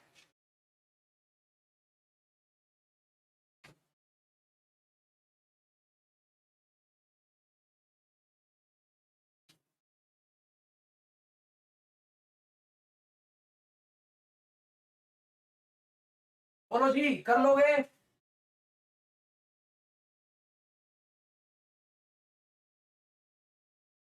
चलिए अब आगे बढ़ते हैं, आगे नेक्स्ट नेक्स्ट नेक्स्ट। चलिए अब देखो बच्चों, अगला कॉन्सेप्ट हम शुरू करते हैं। ध्यान दीजिएगा, अगला कॉन्सेप्ट है भाई साहब पोलीमराइजेशन। पोलीमराइजेशन, यार पोलीमराइजेशन का मतलब क्या होता है समझना थोड़ा सा। पॉलीमराइजेशन, ये वाला मोस्ट इंपोर्टेंट टॉपिक शुरू हो गया है, ध्यान दीजिएगा। पॉलीमराइजेशन का मतलब क्या होता है सर? एक से दो चीजें आपस में जुड़ना। ऑर्गेनिक में आपने पढ़ा होगा पॉलीमर, पॉलीथिन बनाते हैं हम, सही है ना, बहुत सारी यूनिट को जोड़ के एक लंबी यूनिट चेन बना देते हैं। लेकिन इनऑर्गेनिक केमिस्ट्री के अंदर अगर मैं पॉलीमराइजेशन की बात करूं तो यार यहाँ पे कोई भी मॉलिक्यूल है वो डाइमराइज क्यों करता है?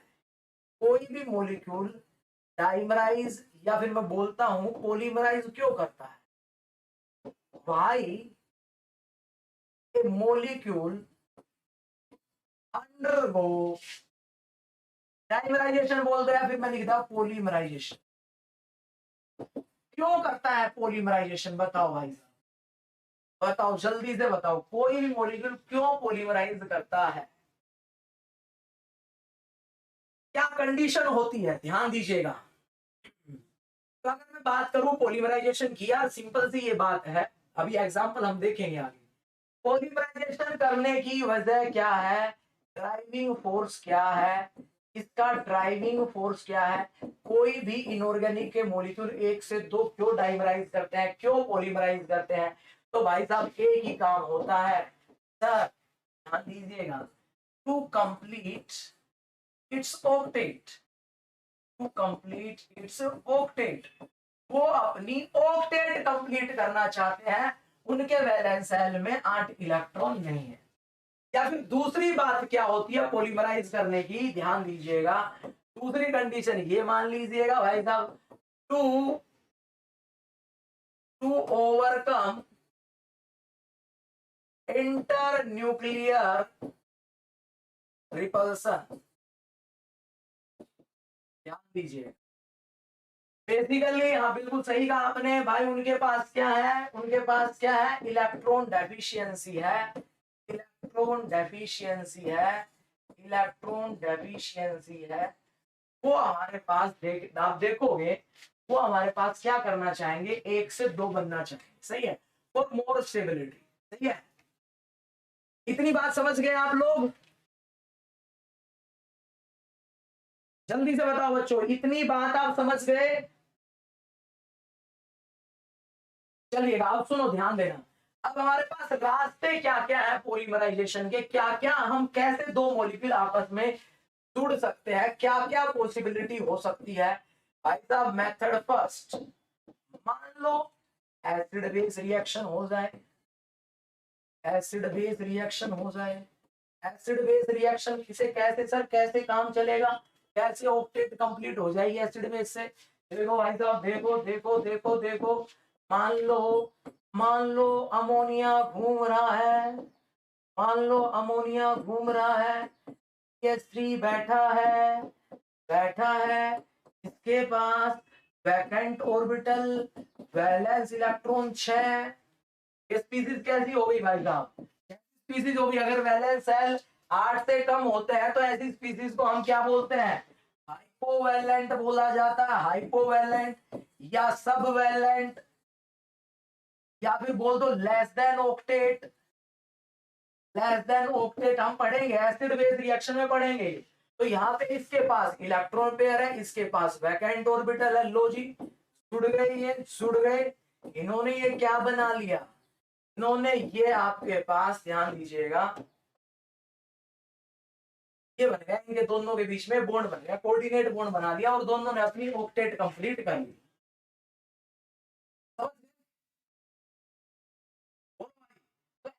रिएक्शन से भी अपनी कमी दूर करेंगे।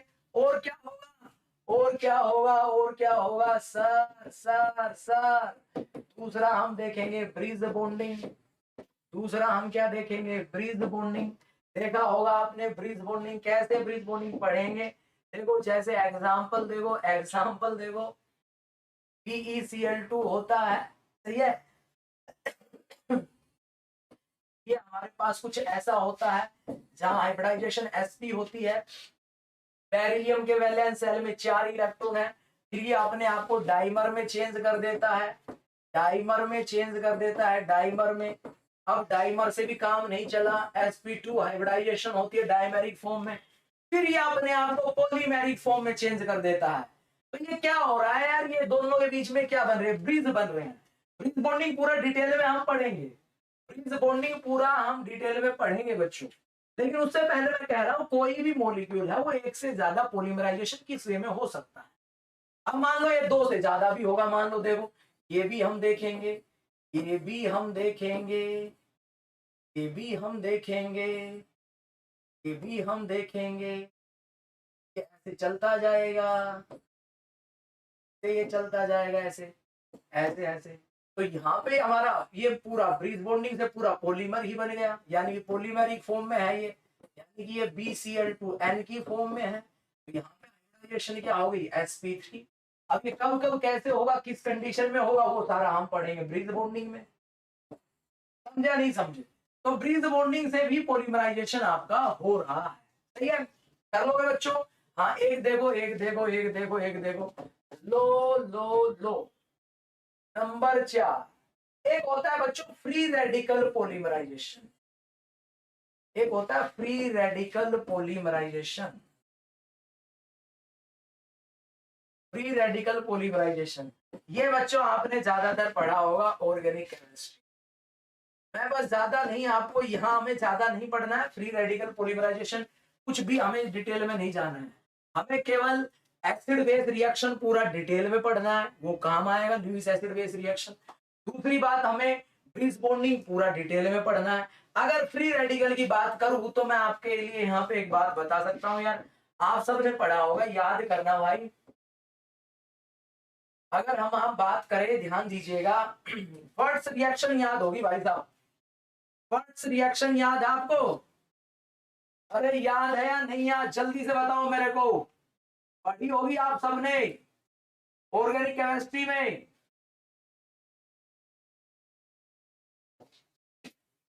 मान लो हमारे पास ये आ जाता है, ये आ जाता है, लीजिएगा भाई, ये आ जाता है, लो ये आ जाता है, ये पढ़ी होगी ये रिएक्शन आपने सबने। क्या बनता है बताओ, क्या बनता है बताओ जल्दी से।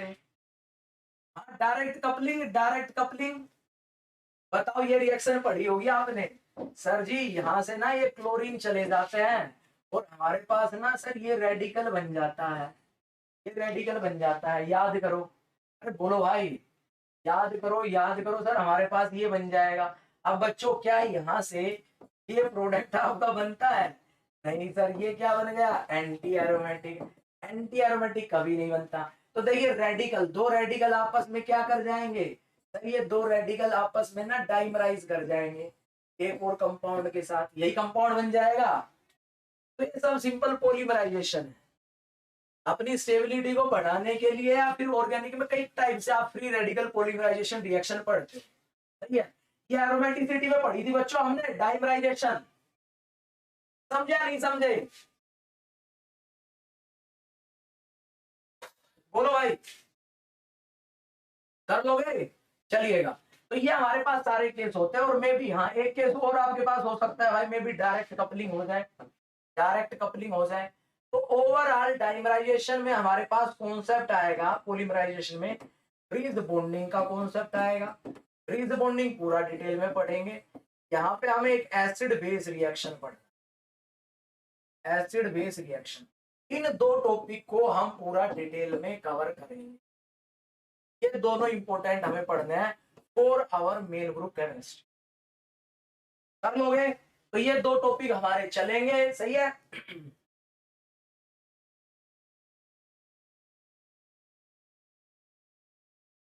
चलिए आगे, नेक्स्ट आगे बढ़ता हूं भाई साहब। अब देखो, ब्रीज बॉन्डिंग पढ़ने से पहले हम एक और बात डिस्कस कर लेते हैं यार, दैट इज बैक बॉन्डिंग। ध्यान दीजिएगा, बहुत ही अच्छा टॉपिक है और यहाँ से मेन ग्रुप में कई बार सवाल पूछे गए, बैक बॉन्डिंग से कई बार एग्जाम में सवाल आए हैं, सही है। चलो थोड़ा समझना, एक बार थोड़ा समझना भाई साहब। देखो बच्चों, इससे पहले अगर मैं बात करूं बॉन्ड की, यहाँ पे आपने बच्चों पढ़ा होगा, ध्यान दीजिएगा। सर एक होता है हमारा कोवलेंट बॉन्ड, एक हमारा होता है कोवलेंट बॉन्ड, एक होता है हमारा कोऑर्डिनेट बॉन्ड, दोनों को समझना, कोऑर्डिनेट बॉन्ड। ध्यान दीजिए, अगर मैं बात करूं कोवलेंट बॉन्ड की, तो कोवलेंट बॉन्ड हमारे पास, ध्यान दीजिएगा, ये हमारा किससे बनता है सर, ये हमारा एक एक इलेक्ट्रॉन की शेयरिंग से बनता है। दोनों एटम अपना एक एक इलेक्ट्रॉन शेयर करते हैं, लीजिएगा ये बन गया आपका covalent bond. Sir coordinate bond में हमारे पास दोनों इलेक्ट्रॉन एक से डोनेट करवाएगा, और कोवैलेंट बॉन्ड को हम ऐसे डायरेक्शन से रिप्रेजेंट करते हैं। भाई पढ़ा होगा ना आपने ये, बोलो जी। सही है। दूसरा आपने ये भी देखा होगा, यहाँ पे काम की बात समझना, अगला केस समझना। देखो भाई, अगर मैं यहाँ पे बात करूं, सुनना भाई साहब, मेटल के साथ आपके पास लिगेंड आता था, मेटल और लिगेंड की बात करूं तो वहां पे आपने देखा सर मेटल पहला डोनेशन लिगेंड करवाता है, और अगर ये लिगेंड हमारा पाई एक्सेप्टर है तो यार ओएमसी के अंदर हम बार बार कह रहे थे, बार बार कह रहे थे सर मेटल टू लिगेंड हमारी क्या होती है, पाई बैक बॉन्डिंग होती है। बताओ भाई साहब, metal alkene complex, metal carbonyl complex, metal alkyne complex, metal die nitrogen complex, metal nitrosyl complex, तो जो बैक बॉन्डिंग का कॉन्सेप्ट था ओएमसी में तो हमारा चल ही रहा था, लेकिन मेन ग्रुप के अंदर हमें यह देखना होगा कि बैक बॉन्डिंग किस किस के बीच में हो सकती है। सही है। तो यहां पे बच्चों थोड़ा समझना एक बार, सुनना जी। पहली बात, अगर मैं किसी के बीच में बैक बॉन्डिंग की बात कर रहा हूं कितने टाइप से हो सकती है, ध्यान दीजिएगा। तो बच्चों बैक बॉन्डिंग के लिए क्या कंडीशन है, ध्यान दीजिएगा। एक मेरे पास एलिमेंट होगा पी, पी के पास मैंने माना वैलेंट ऑर्बिटल है, दोनों आपस में जुड़े हुए हैं। सही है। जैसे हम कहते थे ना, यहाँ देखो मेटल और लिगेंड का कॉन्सेप्ट समझो भाई साहब, मेटल और लिगेंड पहला डोनेशन, एक बार ये समझो, एक बार ये समझो, फिर ये समझेंगे, ध्यान दीजिएगा। सर मेटल पहले सिग्मा डोनेशन करवाता है, सॉरी लिगेंड मेटल के साथ ये कौन सा डोनेशन करवाता है, सिग्मा। अगर सर फिर लिगेंड हमारा पाई एक्सेप्टर है तो फिर मेटल के द्वारा डोनेशन होता है लिगेंड के ऑर्बिटल में, जिसको हम बोलते हैं metal to ligand pi back bonding. सही है। अब यहाँ पे हमारे पास ए और बी जुड़े हुए हैं आपस में, ए और बी जुड़े हुए हैं, ध्यान दीजिएगा। अब मैं मान रहा हूं ये हमारे पास मेन ग्रुप केमिस्ट्री में मान लो 2p ऑर्बिटल है, 2p ऑर्बिटल है, एक हमारे पास एक एटम होगा जिसके पास लोन पेयर प्रेजेंट है, ध्यान दीजिए। तो बेसिकली ये अपना डोनेशन इलेक्ट्रॉन का इसमें इसके साथ शेयर करेगा, इस तरफ डोनेट होगा। मान लो ये इलेक्ट्रॉन इसका 2p में ही प्रेजेंट है, तो इस बैक बॉन्डिंग को हम क्या बोलेंगे सर, इसको हम बोलेंगे 2p पाई बैक बॉन्डिंग। क्या बोलेंगे, 2p पाई बैक बॉन्डिंग। समझा नहीं समझे। और आपको पता होगा भाई 2p पाई ही मोस्ट इफेक्टिव पाई ओवरलैपिंग होती है, याद करो। पाई ओवरलैपिंग की अगर हम बात करते हैं सर, पाई बॉन्ड की बात करते हैं तो सबसे बढ़िया कौन सा होता है, 2p पाई होता है। अरे बोलो भाई। उसके बाद आपने देखा होगा सर 2p पाई 3d पाई होता है, उसके बाद 2p पाई 3p पाई होता है, उसके बाद 3d पाई होता है, और सबसे पीछे 3p पाई। भाई साहब ये ऑर्डर ऑफ आपने पढ़ा ना, पाई ओवरलैपिंग की बात कर रहा हूं मैं, ध्यान देना भाई साहब। Strength of pi overlapping, strength of pi overlapping, समझे या नहीं समझे। और ये बात भी आपने केमिकल बॉन्डिंग में पढ़ी थी सर, थर्ड पीरियड के मॉलिक्यूल आपस में एक दूसरे के साथ पाई बॉन्ड नहीं बनाते, क्योंकि 3p पाई ओवरलैपिंग कैसी होती है, इनसिग्निफिकेंट, इनसिग्निफिकेंट, इनसिग्निफिकेंट। अगर 4 पे चले जाएंगे तो वहां पे तो होगी ही नहीं, 4 पे चले जाएंगे तो वहां पे होगी ही नहीं।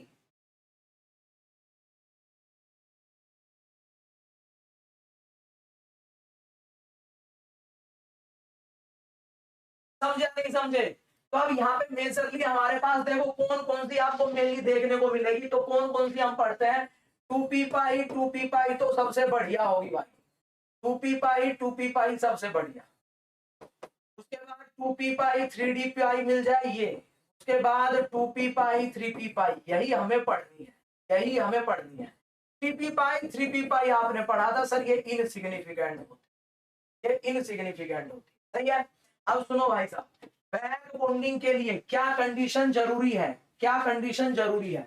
मान लो ए और बी है, कोई भी दो स्पीसीज है जिनमें बैक बॉन्डिंग हो रही है, तो वहां पे आपके पास एक आपके पास डोनर एटम होना चाहिए, डोनर एटम होना चाहिए।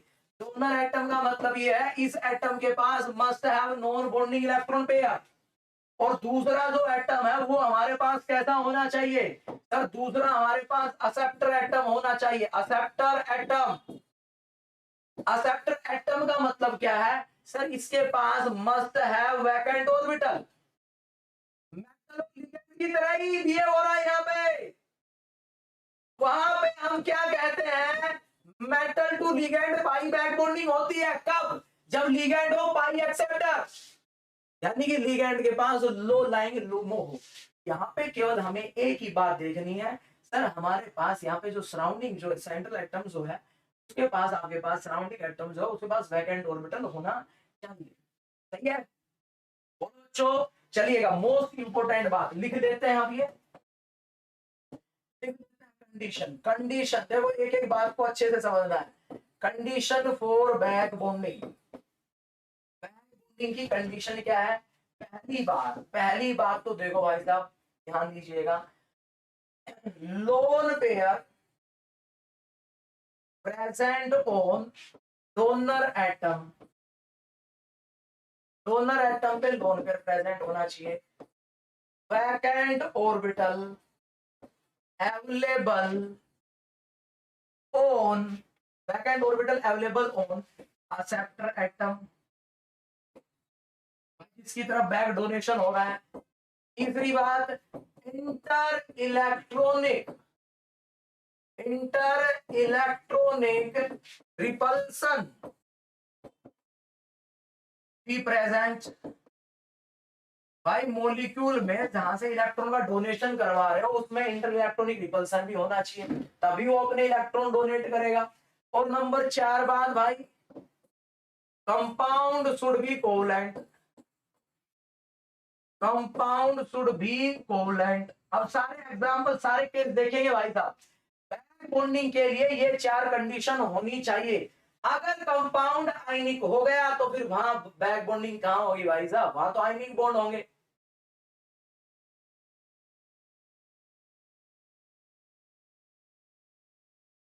समझा नहीं समझे। दूसरी बात और देखो, इफेक्टिव ओवरलैपिंग, इफेक्टिव पाई बैक बॉन्डिंग के लिए क्या होना चाहिए, इफेक्टिव बैक बॉन्डिंग के लिए क्या होना चाहिए, तो हमारे पास A and B are of second period.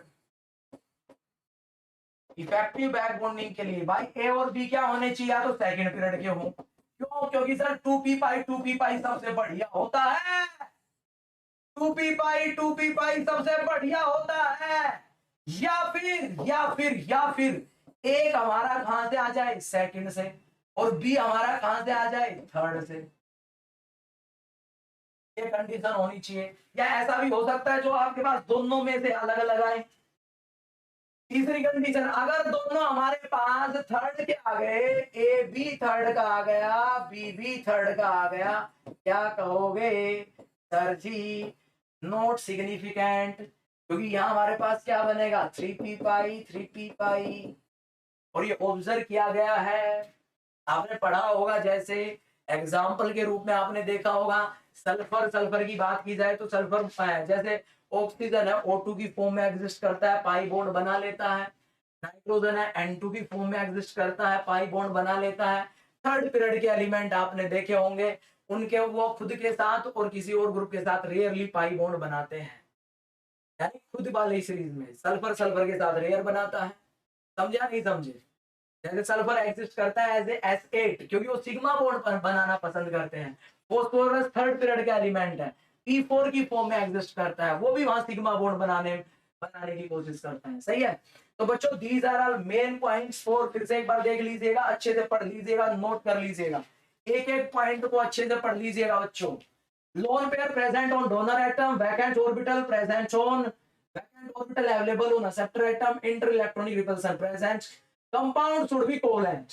Effective back bonding कब होगी सर जी, दोनों सेकंड पीरियड के हों, या दोनों में से एक, दोनों में से एक हमारा क्या हो जाए, थर्ड पीरियड का हो जाए। कर लोगे? हाँ, ये सारी केसेस आपको देखने को मिलेंगी। हाँ, भूपेंद्र प्रजापति कह रहे सर पोलर भी तो होना चाहिए। मेरे भाई ये बात मैंने इसलिए नहीं बोली क्योंकि जितने भी आयनिक कंपाउंड होते हैं वो सारे पोलर ही होते हैं, तो फिर तो उनमें बैक बॉन्डिंग होनी चाहिए, फिर तो उनमें भी बैक बॉन्डिंग होनी चाहिए।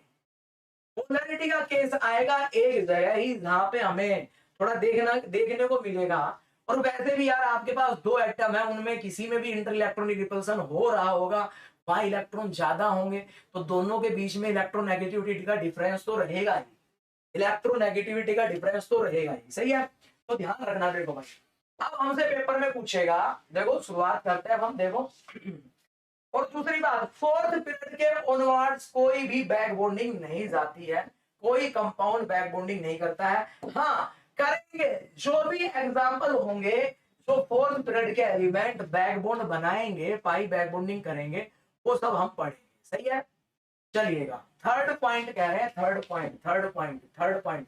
अच्छा, आप ये कह रहे हो सर इंटर इलेक्ट्रॉनिक रिपल्सन। हाँ यार, देखो जो इलेक्ट्रॉन देने वाला होगा, थोड़ा ध्यान देना भाई, एंडोज विवेक इस पॉइंट को समझ। मान लो किसी के पास इलेक्ट्रॉन है और उसमें कोई रिपल्सन है ही नहीं, तो फिर वो इलेक्ट्रॉन क्यों डोनेट करेगा? तो मॉलिक्यूल के अंदर हमारे पास इंटर इलेक्ट्रॉनिक रिपल्सन थोड़ा बहुत प्रेजेंट होना चाहिए, अगर ये नहीं होगा तो फिर डोनेशन नहीं हो पाएगा। समझ गए? कर लोगे? भूपेंद्र प्रजापति कह रहे सर NCl3 में। हाँ यार, NCl3 में सारी कंडीशन सेटिस्फाई हो रही है बैक बॉन्डिंग की, लेकिन नहीं होती है क्योंकि दोनों की इलेक्ट्रोनेगेटिविटी लगभग बराबर होती है, नाइट्रोजन और क्लोरीन की। पढ़ाऊंगा यार, क्यों टेंशन ले रहा है यार, तो पहले से पढ़ रखा है तो बहुत बढ़िया। देखो बच्चों, कंपाउंड की बात करते हैं, कंपाउंड की बात करता हूं मैं। आपको बताना है बैक बॉन्डिंग होगी या नहीं होगी, कारण भी बताना है, कारण भी बताना है, रीजन भी देना है क्यों नहीं होगी बैक बॉन्डिंग। चलिएगा बच्चों, पहला एग्जांपल यही से शुरुआत करते हैं। बताओ क्या BH3 में बैक बॉन्डिंग होगी? बताओ भाई साहब, क्या BH3 में बैक बॉन्डिंग होगी? जल्दी से बताओ, होगी या नहीं होगी? भाई BH3 में कहां से होगी? देखो सर, सबसे पहली बात, वैकेंट ऑर्बिटल प्रेजेंट है, वैकेंट ऑर्बिटल प्रेजेंट है। क्या लोन पेयर प्रेजेंट है? क्या हाइड्रोजन के पास लोन पेयर है? नहीं। तो हमारे पास सबसे पहले तो यही दो चीज देखेंगे भाई। BH3 में देखो सर, बोरोन के साथ hydrogen, hydrogen, hydrogen, vacant orbital है बोरोन के साथ, लेकिन हाइड्रोजन के पास कुछ है ही नहीं, ऑर्बिटल है ही नहीं। तो जब यहाँ कोई लोन पेयर ही नहीं है तो फिर बैक बॉन्ड कहां से बनेगा भाई? बोलो जी। तो यहाँ पे हमारे पास सर कोई बैक बॉन्डिंग नहीं होगी। लीजिएगा एक और एग्जांपल लिखता हूं मैं, जल्दी से आप लोग ही बताओ, आप लोग ही बताओ, BF3 में बैक बॉन्डिंग होगी? BF3 में बैक बॉन्डिंग होगी? चेक करो, BF3 में बैक बॉन्डिंग होगी? हाँ या ना, हाँ या ना, जल्दी से चेक करो। BF3 में बता दीजिएगा भाई। सर जी, ओहो, वैकेंट ऑर्बिटल है बोरोन के पास। ओहो, लोन पेयर है किसके पास? किसके पास? क्लोरीन के पास।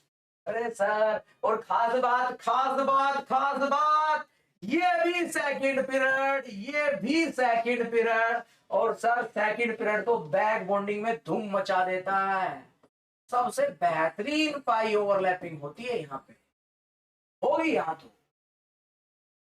लो अगला एग्जाम्पल लीजिएगा, NF3 बैक बॉन्डिंग होगी? हाँ या ना, जल्दी से बताओ, हाँ या ना, जल्दी से बताइएगा भाई।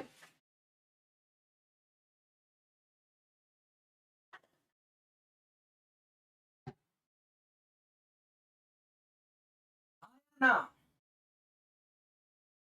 देखो एक एक चीज को देखो, एक एक चीज को देखो, एक एक चीज को। सर जी वैकेंट ऑर्बिटल देखने जा रहा हूं मैं, देखने चला जा, ना नाइट्रोजन के पास ना फ्लोरीन के पास। लोन पेयर देखने जा रहा हूं, लोन पेयर तो दोनों लेके बैठे हैं, दोनों लेके बैठे हैं, नाइट्रोजन भी और क्लोरीन भी। काहे की बैक बॉन्डिंग? कोई बैक बॉन्डिंग नहीं। भाई साहब समझ आया या नहीं आया? जल्दी से बता दो, जल्दी से जल्दी से। एक और देखो,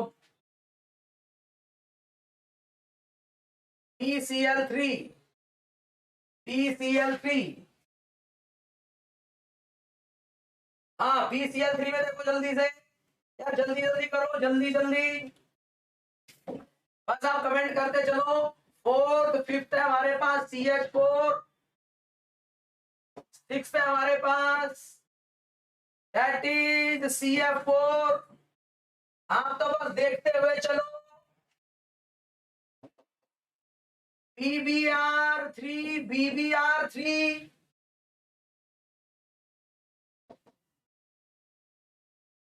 CCl4, CCl4, CCl4।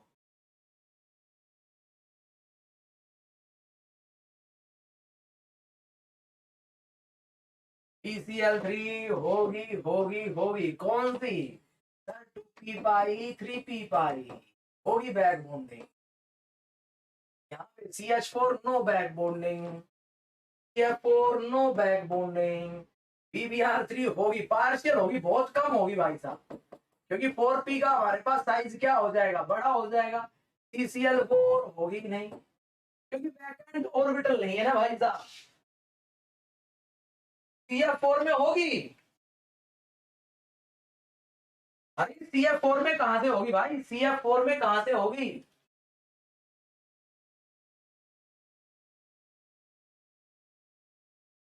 CCF4 में कहां होगी?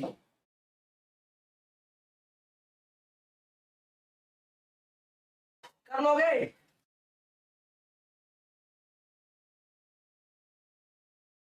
हाँ BBr में भाई फोर्थ पीरियड इन्वॉल्व हो गया, फोर्थ पीरियड के ऑर्बिटल का साइज बहुत बड़ा हो जाएगा। Not effective, not effective, not effective. कर लोगे? चले, चलिएगा आगे आगे आगे चलते हैं, आगे चलते हैं।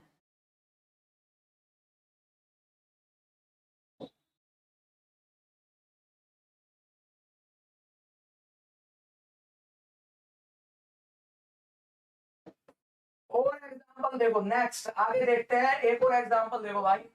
OCH3 का ट्वाइस, OSiCH3 का ट्वाइस।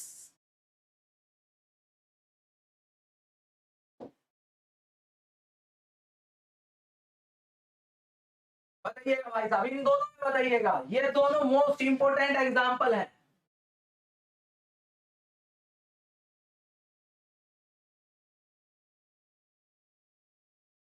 बताओ इन दोनों में, बताओ भाई साहब क्या होगा?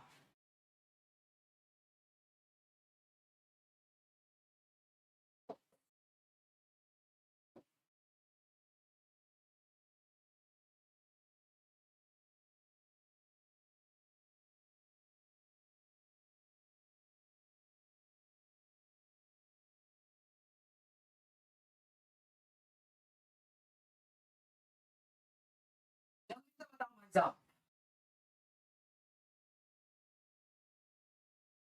10 में, हाँ बिल्कुल, कोई वैकेंट ऑर्बिटल नहीं है। लोन पे तो है no vacant orbital, no vacant orbital, कोई बैक बॉन्डिंग नहीं। यहाँ यहाँ यहाँ नंबर 11 में बताओ, नंबर 11 में, नंबर 11 कौन सी होगी, कौन सी होगी, कौन सी होगी सर? सिलिकॉन, ऑक्सीजन के पास लोन पे, यानी कि वैकेंट ऑर्बिटल किसके पास? सिलिकॉन के पास। लोन पेयर ऑक्सीजन के पास। ये किसमें? 2p में। Vacant orbital 3d, 3d, 3d, 3d होगा ना? कौन सी ओवरलैपिंग? 2p पाई 3d पाई, 2p पाई 3d पाई। SiCH4 यहाँ वैकेंट ऑर्बिटल है, किसके पास? सिलिकॉन के पास, 3d। लेकिन लोन पेयर किसके पास है? किसी के पास नहीं है, कोई बैक बॉन्डिंग नहीं। OF2, OF2, OF2 no vacant orbital. किसी के पास वैकेंट ऑर्बिटल नहीं है, इसलिए बैक बॉन्डिंग नहीं।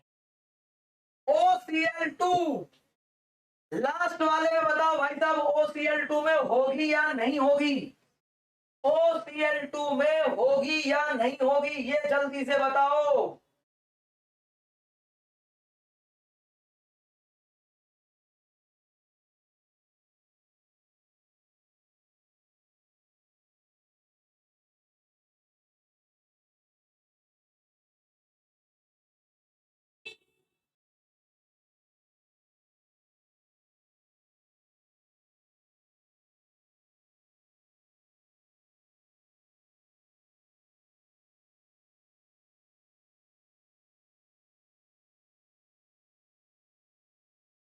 होगी, बिल्कुल होगी, जल्दी से बताओ भाई, जल्दी से बताओ। सर ऑक्सीजन के पास 2p, सर क्लोरीन के पास वैकेंट है ना 3d, ये वैकेंट ऑर्बिटल, ये लोन पेयर हो जाएगी, हो जाएगी सर, हो जाएगी, हो जाएगी, हो जाएगी, हो कर लोगे।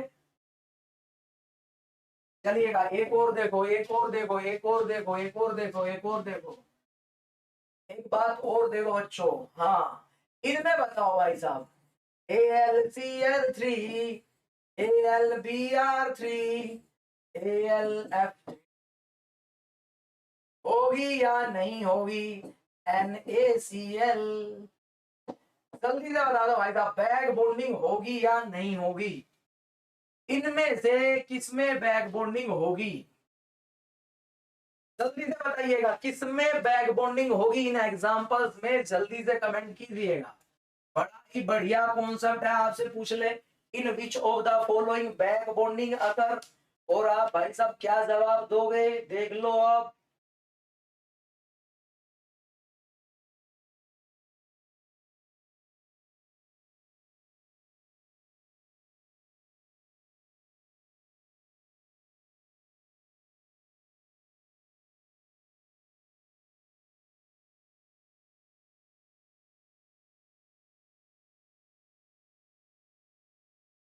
बता दो भाई साहब। देखो देखो देखो, ये आईने, ये आईने, ये कोलेंट पार्ट दोनों सेम पीरियड के, 3p पाई नॉट सिग्निफिकेंट, इसमें 3p पाई 4p पाई भाई साहब नो, नहीं होगी AlCl3 में भाई, AlCl3 में नहीं होगी, ध्यान रखना, AlCl3 में नहीं होगी। चलिएगा, इनमें बताओ, अमोनिया है NCS3 का थ्राइस, NSiCS3 का थ्राइस, आपको ये बताना है इनमें से बैक बॉन्डिंग कहाँ होगी?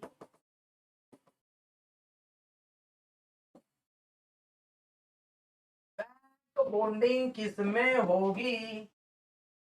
आराम से सोच के बताओ, आराम से, आराम से बताइएगा भाई साहब,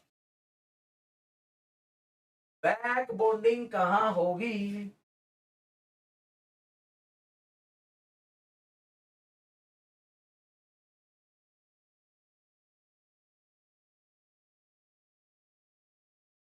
आराम से देख लीजिएगा भाई।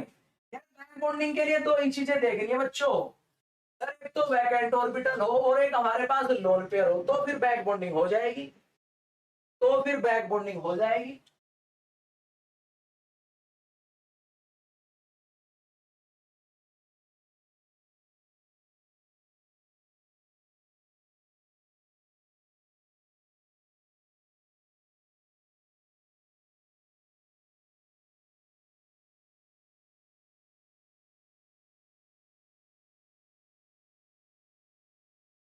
बहुत बढ़िया, बहुत बढ़िया, बहुत बढ़िया, इसी में होगी। देखो यहाँ पे तो क्या है सर, कोई वैकेंट ऑर्बिटल ही नहीं है, तो कहां से अमोनिया में होगी? यहाँ पे भी कोई वैकेंट ऑर्बिटल नहीं है, इसमें नाइट्रोजन के पास लोन पेयर है, लेकिन इधर वैकेंट ऑर्बिटल नहीं है, इधर भी नहीं है, इधर भी नहीं। सल्फर के पास है वैकेंट ऑर्बिटल डी है, लेकिन कार्बन के पास लोन पेयर नहीं है, तो इसमें तो होगी नहीं। तो केवल एक ही हमारे पास केस बचा, नाइट्रोजन के साथ SiCH3 लगा हुआ है, SiCH3 लगा हुआ है। हम आगे पढ़ेंगे इनका एप्लीकेशन। तो जो नाइट्रोजन का लोन पेयर इधर बैक डोनेशन में जाएगा, यानी कि नाइट्रोजन तो हो गया 2p और इसके पास वैकेंट हो गया 3d, 2p पाई 3d पाई बैक बॉन्डिंग होगी। उसके बाद हम एप्लीकेशन पढ़ेंगे, बैक बॉन्डिंग का एप्लीकेशन ही पढ़ेंगे। लीजिएगा एक और सवाल कीजिएगा, एक और सवाल कीजिएगा भाई साहब, बैक बॉन्डिंग किसमें होगी? CO2 है, SiS3 एंड डबल बॉन्ड, ये हमें दे दिया। आपको केवल ये बताना है बैक बॉन्डिंग होगी या नहीं होगी, केवल यही बताना है। Cl3 और एक एग्जांपल और SiCl4, इसमें बैक बॉन्डिंग होगी? जल्दी से बता दीजिएगा भाई।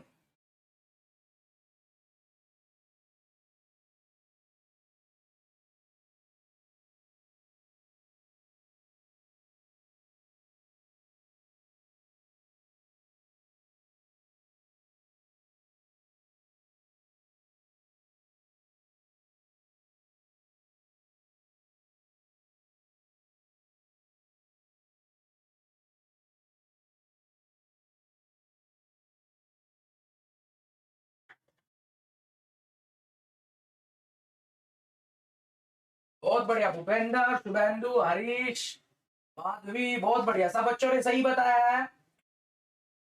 हाँ देखो सुनो भाई साहब, देखो बच्चों यहाँ पे सिलिकॉन के पास क्या है सर? वैकेंट डी है, वैकेंट डी है, और इधर नाइट्रोजन के पास क्या है? लोन पेयर है। तो यहाँ पे कौन सी बैक बॉन्डिंग होगी? 2p पाई 3d पाई होगी। CO2 में तो होगी नहीं, कोई वैकेंट ऑर्बिटल नहीं है। SiCl4 में चांस है, सिलिकॉन के पास वैकेंट ऑर्बिटल है, क्लोरीन के पास लोन पेयर है, लेकिन सर यहाँ पे कौन सी बनेगी? यहाँ पे ओवरलैपिंग कौन सी होगी? 3p पाई 3p पाई 3p पाई। SiCl4 में, SiCl4 में होगी या नहीं होगी? अरे भाई साहब, क्लोरीन के पास क्या है? 3p पाई 3d पाई, ये बन सकती है। PCl3 में अगर बात की जाए सर, यहाँ पे तो हमारे पास क्लोरीन से ही, फोस्फोरस से डोनेशन होगा क्लोरीन की, लेकिन दोनों हमारे पास क्या है? सेम पीरियड के एलिमेंट है। सेम पीरियड के एलिमेंट में बैक बॉन्डिंग नहीं होती है। Both are of third period, both are of third period. जहां पे भी थर्ड पीरियड दिख जाए वहां पे नहीं करना, करोगे केवल हमारे पास इसी केस में होगी। चलिएगा एक और सवाल देखो, एक और सवाल देखो, एक और सवाल देखो, आपको बैक बॉन्डिंग ही बतानी है कहां इनमें होगी या नहीं होगी। लीजिएगा, CF3 पॉजिटिव और CCl3 पॉजिटिव, फर्स्ट और सेकंड में कौन ज्यादा स्टेबल होगा? स्टेबिलिटी बताइएगा, फर्स्ट और सेकंड में कौन ज्यादा स्टेबल होगा? फर्स्ट और सेकंड में कौन ज्यादा स्टेबल होगा?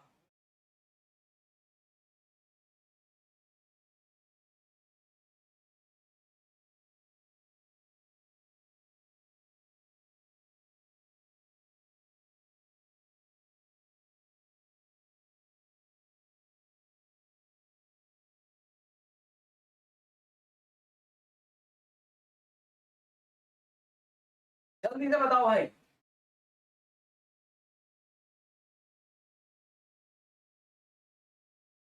समझ गए?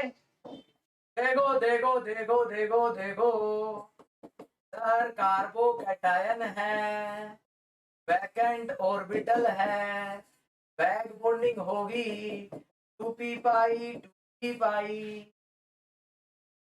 यहाँ पे अगर मैं बात करूं, यहाँ पे अगर हम बात करें, ये कार्बन के ऊपर नेगेटिव चार्ज, तो सॉरी पॉजिटिव चार्ज है, कार्बोकैटायन है, तो यहाँ पे हमारे पास जो डोनेशन होगा वो 3p पाई 2p पाई होगा। कौन सा डोनेशन बढ़िया होता है? ये। तो स्टेबिलिटी किसकी ज्यादा होगी? फर्स्ट की ज्यादा होगी। समझ गए? हाँ, फ्लोरीन तुरंत इलेक्ट्रॉन डोनेट कर देगा ना भाई।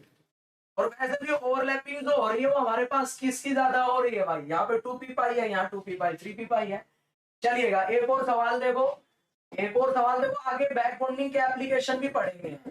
अगर मैं CF3 माइनस लिखता और CCl3 माइनस लिखता, बताइएगा भाई साहब स्टेबिलिटी क्या होगी, स्टेबिलिटी किसकी ज्यादा होगी?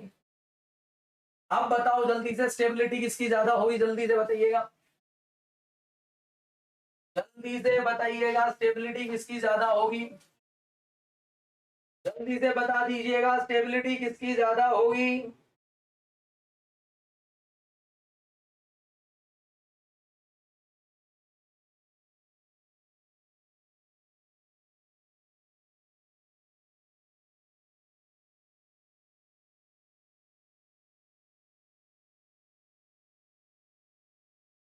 समझ गए, समझ गए, ये सब किसका एप्लीकेशन है बच्चों?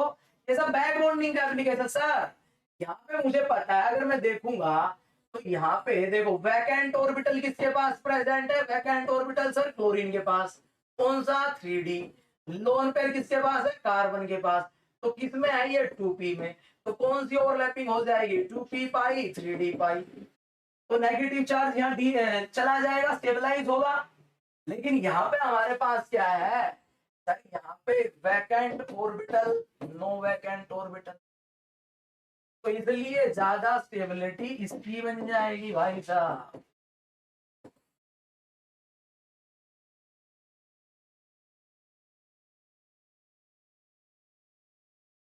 ये क्या कोरोना के बारे में बता रहा है क्या Harish? Doctor Harish, what are you saying here?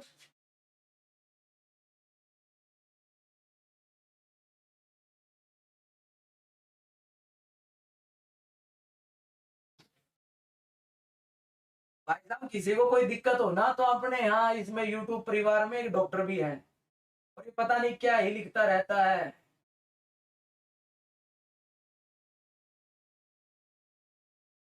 हर बीमारी का इलाज बताता है ये, रोज किसी ना किसी ड्रग्स का कमेंट करता रहता है।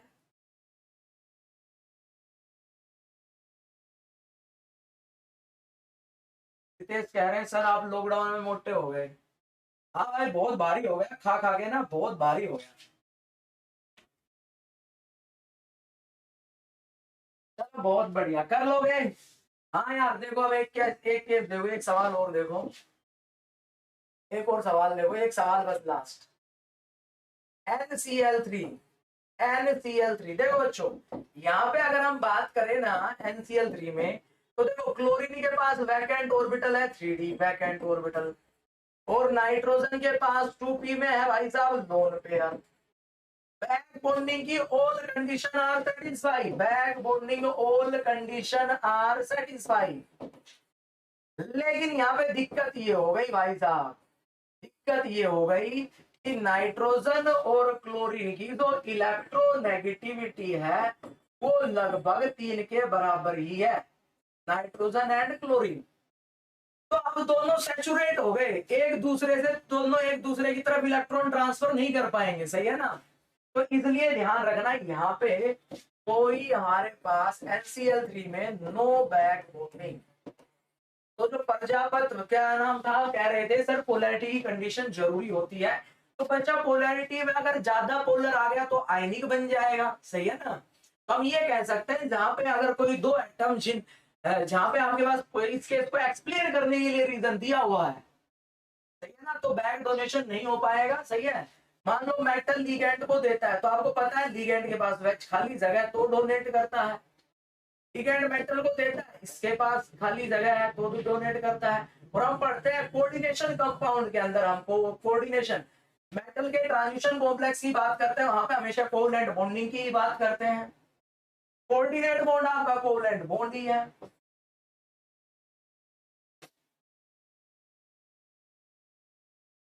कर लोगे तो NCl3 में बैक बॉन्डिंग नहीं होगी। जल्दी से बताओ बैक बॉन्डिंग समझ गए कहां कहां होगी कहां नहीं होगी?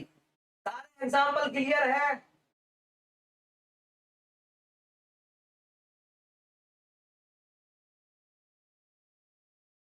चलिएगा तो बच्चों सुनिएगा, चलो अब मैं आपसे पूछता हूं, ये तो चलो कर लोगे आप। तो यार सारे ऑक्साइड्स पढ़ लेना, सही है ना। ऑक्साइड्स बॉन्ड एंगल के सवाल सारे के सारे सवाल कर लेना, सही है। और ये बैक बॉन्डिंग अच्छे से पढ़ लेना, सही है। क्लियर है। चलिएगा बहुत बढ़िया। अब सुनो, देखो ध्यान देना बच्चों, NCl3 में तो होगी ही नहीं, NCl3 में तो होगी ही नहीं, CCl3 में हो जाएगी भाई, CCl3 में हो जाएगी। अब ये ओपेसिटी क्या कह रहा है डॉक्टर हरीश,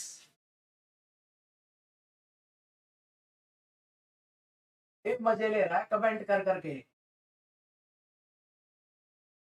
चलेगा। तो बच्चों मेन ग्रुप केमिस्ट्री में क्या करोगे, सुनो ध्यान देना। आप ब्रेक ले रहे हैं, आप ब्रेक ले रहे हैं, ब्रेक में क्लास तो भी कर रहा हूं। अगर आपके पास एटकिंस की पीडीएफ है, एटकिंस की मैं बोल रहा हूं, एटकिंस की अगर आपके पास पीडीएफ है तो कुछ नहीं करना, आपको जहां जहां जो जो टॉपिक में पढ़ाते हुए चल रहा हूं वहां से उनके एग्जाम्पल आराम से देखते हुए चलना है। एक बार पूरा मेन ग्रुप पढ़ा दूंगा तो फिर एक कुछ नहीं करना आपने, बस एटकिंस के पेज पलटने हैं, सही है ना। 13th group, 14th, 15th, 16th, 18th, 17, 17, 18 तक पढ़ने हैं, सही है।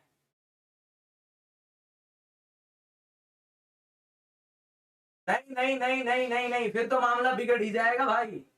ऐसे तो मन करके बन गया तो फिर तो मामला बिगड़ जाएगा, नहीं।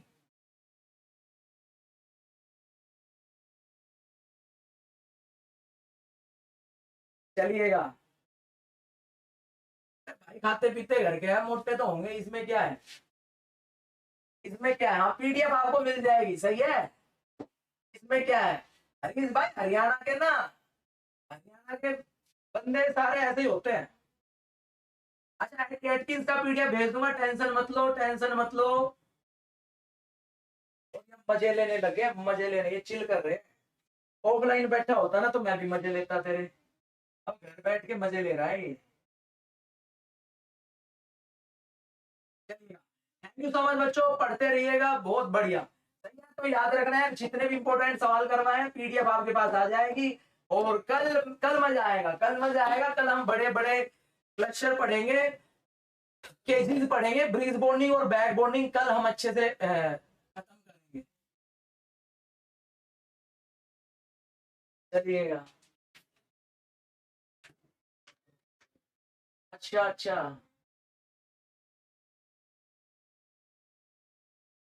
अच्छा मराठा दी सर ओबेसिटी। चलेगा, थैंक यू सो मच बच्चों, पढ़ाई करते रहिएगा। और जिन्होंने सेशन को लाइक नहीं किया लाइक करो यार, लाइक कर दो। और ग्रुप थ्योरी का मैं शुरुआत करूंगा, टेंशन मत लो, कंप्लीट करवाऊंगा अच्छे से। डिटेल में पढ़ेंगे, डिटेल में, डिटेल में।